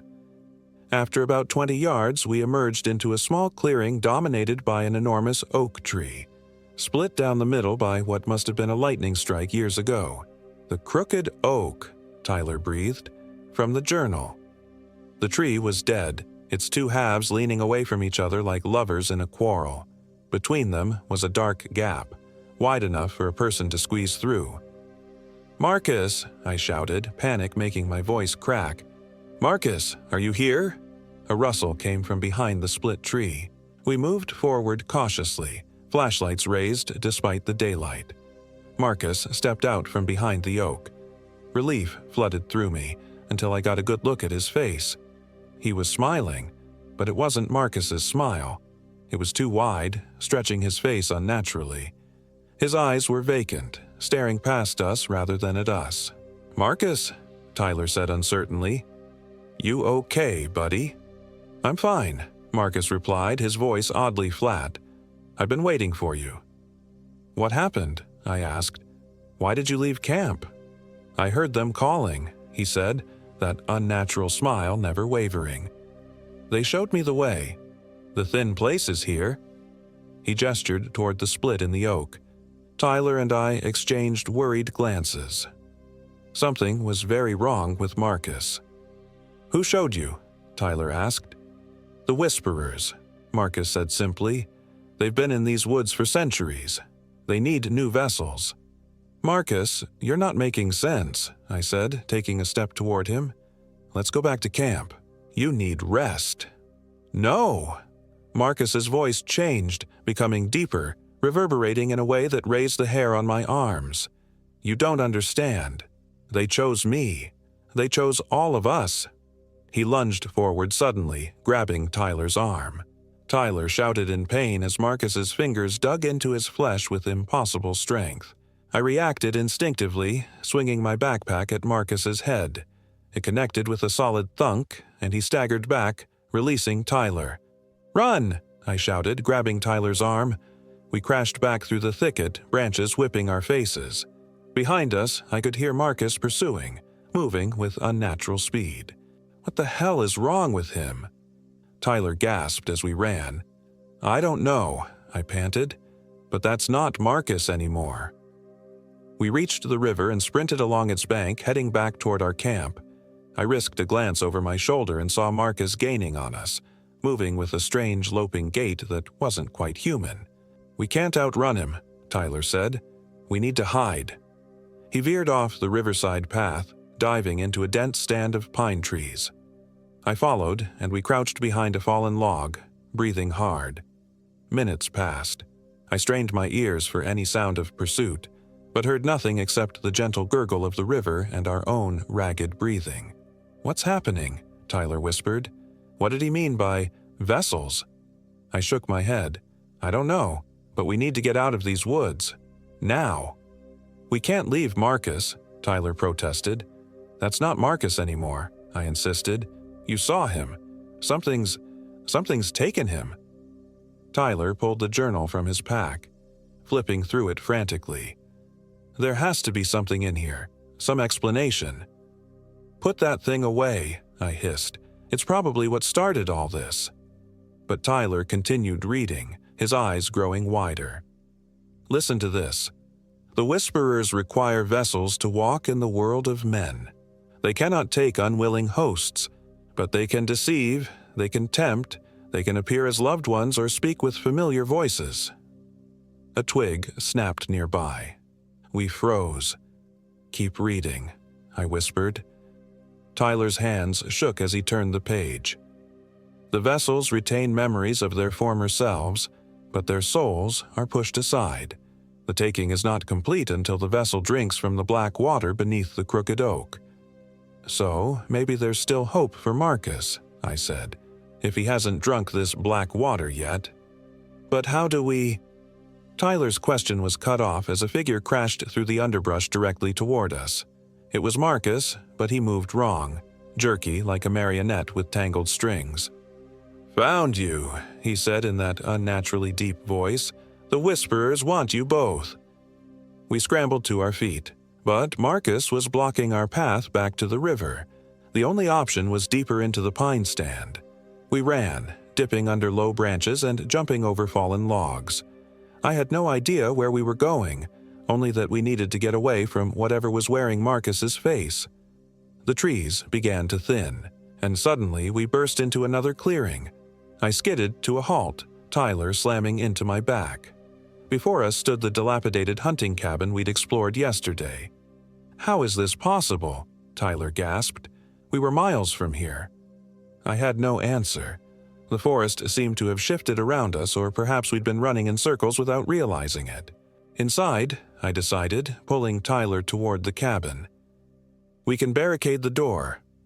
We rushed inside, slamming the door shut behind us. I dragged a heavy old table against it while Tyler searched for anything we could use as weapons. "The symbols," Tyler said suddenly, pointing to the carvings we'd noticed yesterday. "I think they're some kind of containment. Look, they form a circle around the cabin." He was right. The strange symbols carved into the walls formed a continuous line around the interior of the cabin.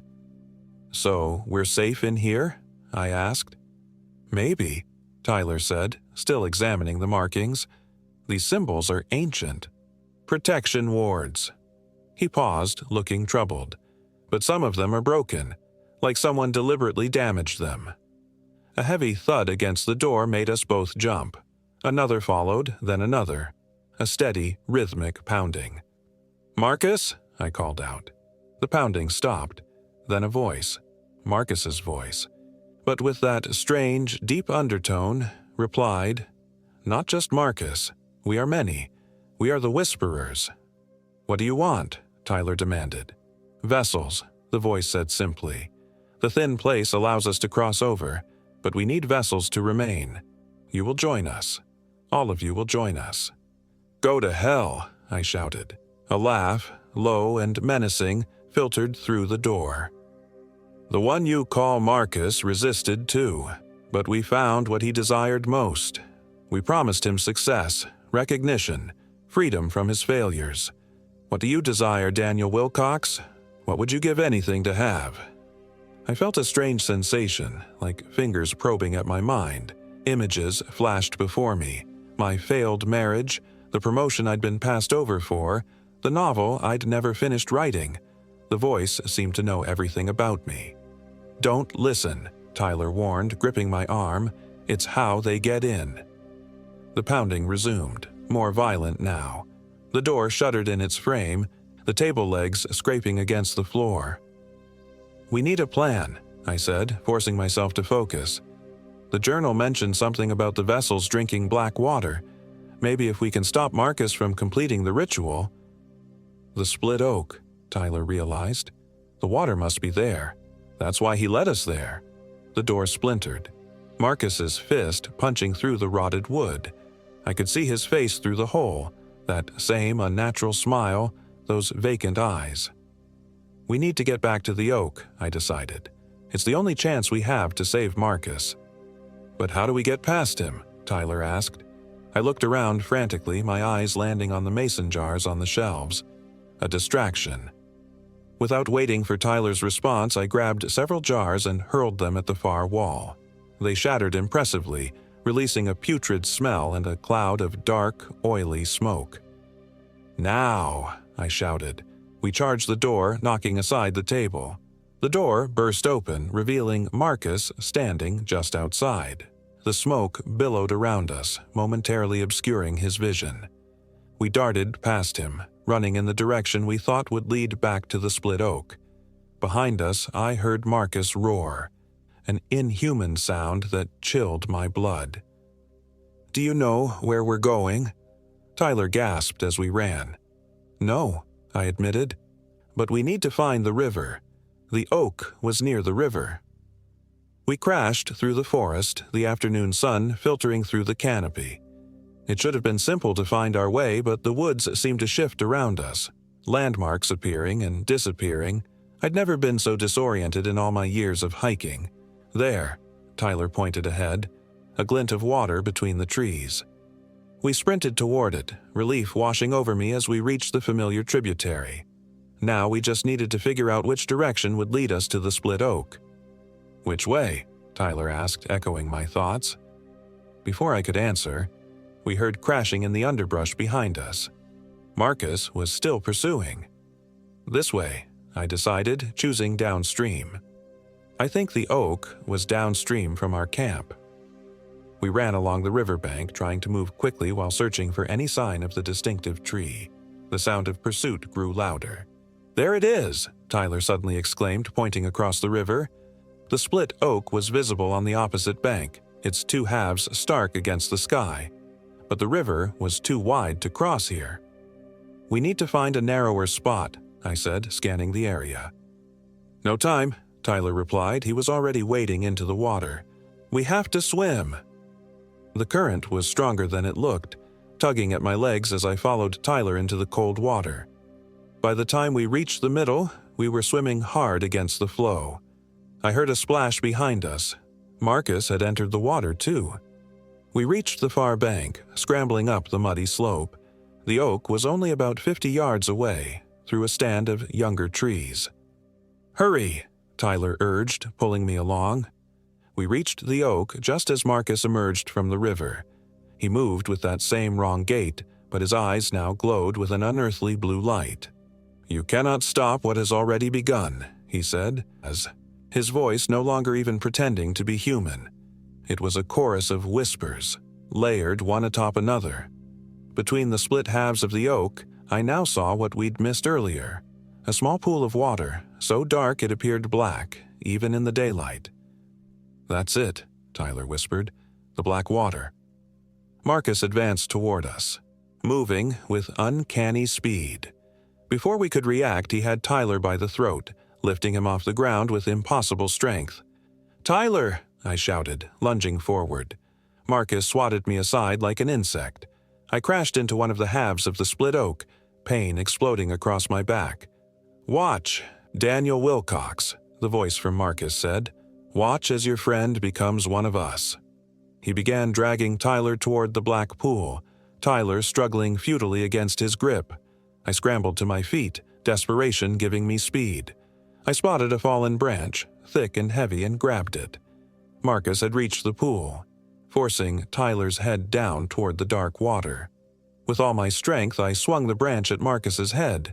It connected with a sickening crack, and Marcus staggered, releasing Tyler. "The journal!" I shouted to Tyler. "What did it say about stopping them?" Tyler coughed, massaging his throat. "I don't know. It didn't say." Marcus recovered quickly, turning toward me with murder in those glowing eyes. "Fool," the voices hissed. "You cannot harm us." "Maybe not," I said, backing toward the pool. "But I can destroy this." I raised the branch, ready to smash it into the black water. "No!" The voices screamed in unison, a sound so terrible it seemed to tear at the fabric of reality. Marcus lunged at me, but I was ready. I sidestepped and brought the branch down hard, not on the pool, but on Marcus's head again. He fell to his knees. "Tyler, help me," I called. Together, we wrestled Marcus to the ground. He fought with inhuman strength, nearly throwing us both off several times. "The symbols," Tyler gasped as we struggled. "In the cabin, they were containment wards. Maybe we can—" He didn't finish the thought, but I understood. If symbols could contain these entities, perhaps they could also expel them. "We need to get him back to the cabin," I said. "Impossible," Tyler grunted, barely maintaining his hold on Marcus's thrashing arm. He was right. We could never drag Marcus all the way back. "The water," I said suddenly. "It's their connection point. If we destroy it, it might break their hold," Tyler finished. Still pinning Marcus with all our weight, I reached into my pocket for my lighter. I always carried one for starting campfires. "What are you doing?" the voices shrieked as I flicked the lighter. "Fire purifies," I said, remembering an old book on folklore I'd read years ago. I stretched toward the black pool, the small flame dancing at the end of my lighter. The whisperers screamed through Marcus's mouth, a sound of pure terror. The flame touched the surface of the black water and ignited. Blue fire erupted across the pool, spreading with unnatural speed. Marcus arched his back, nearly throwing us off as an unearthly wail tore from his throat. The fire climbed the inside of the split oak, racing along channels I hadn't noticed before, patterns carved into the wood similar to those in the cabin. Marcus convulsed beneath us, his eyes rolling back. From his mouth emerged a dark mist, like ink dissolving in water. It rose, twisting in the air before being pulled toward the burning tree as if by a powerful vacuum. All around us, the forest seemed to warp and shift. The trees bent at impossible angles, their branches reaching like desperate fingers toward the sky. The ground trembled. Then, as suddenly as it had begun, it stopped. The blue fire extinguished itself. The trees settled back into their normal positions. The black pool was now just a shallow depression filled with ordinary mud. Marcus lay still beneath us, his eyes closed. "Marcus," I said tentatively, releasing my hold. His eyes fluttered open, normal eyes, confused but present. "Dan. Tyler, what happened? Why are you sitting on me?" Tyler and I exchanged glances of profound relief. "It's a long story," I said, helping Marcus to his feet. "How much do you remember?" Marcus rubbed his head, wincing. "I remember waking up in the night. I heard voices. They said they could help me fix everything that was wrong in my life. They sounded so reasonable." He looked around, bewildered. "How did we get here? Where are we?" "About 2 miles from camp," Tyler said, "and I think we should get the hell out of here." I couldn't have agreed more. We made our way back to camp in silence, each lost in our own thoughts. The forest felt normal again, birds singing, squirrels chattering. The river flowing peacefully. But I couldn't shake the feeling that we were being watched. At camp, we quickly packed our gear. None of us suggested staying the second night as planned. "What about the journal?" Marcus asked as we shouldered our packs. "And that cabin? Shouldn't we tell someone?" "Tell them what?" Tyler replied. "That we met ancient forest spirits who tried to possess us? They'd have us committed." He was right, of course. Who would believe such a story? I wasn't even sure I believed it myself, despite having lived through it. "The cabin," I decided. "We need to fix the symbols, the containment wards. Make sure whatever's in there stays in there." We took a detour on our way out, stopping at the dilapidated cabin. Tyler used his pocket knife to carefully repair the broken symbols, following the pattern of the intact ones. "Do you think it will hold?" Marcus asked when he finished. "I don't know," I admitted, "but it's the best we can do." As we left the cabin, I had a sudden thought. "Wait," I said, stopping. "The journal. If someone else finds it." Tyler pulled the leather-bound book from his pack. "Good point." Without another word, he tossed it into the cabin's small fireplace and set it alight with my lighter. We watched until it was completely consumed, leaving only ashes. The hike back to our car was tense, each of us jumping at ordinary forest sounds. When we finally reached the parking area, the relief was palpable. As we drove away from Homachito National Forest, Marcus asked from the back seat, "We're never coming back here, are we?" "Never," Tyler and I replied in unison. That night, in the safety of my apartment, I dreamed of whispers. They called my name, promising everything I'd ever wanted. When I woke, gasping and covered in sweat, I could still hear them faintly. Not in my ears, but somewhere deeper. I haven't returned to Homachito. I haven't gone camping or hiking anywhere since. But sometimes, when I'm alone and the world grows quiet, I hear them calling, and I wonder if a part of them came back with us, waiting for a moment of weakness to finish what they started in those ancient woods. My name is Daniel Wilcox, and I am 34 years old. This happened in October 2023, and it's not over.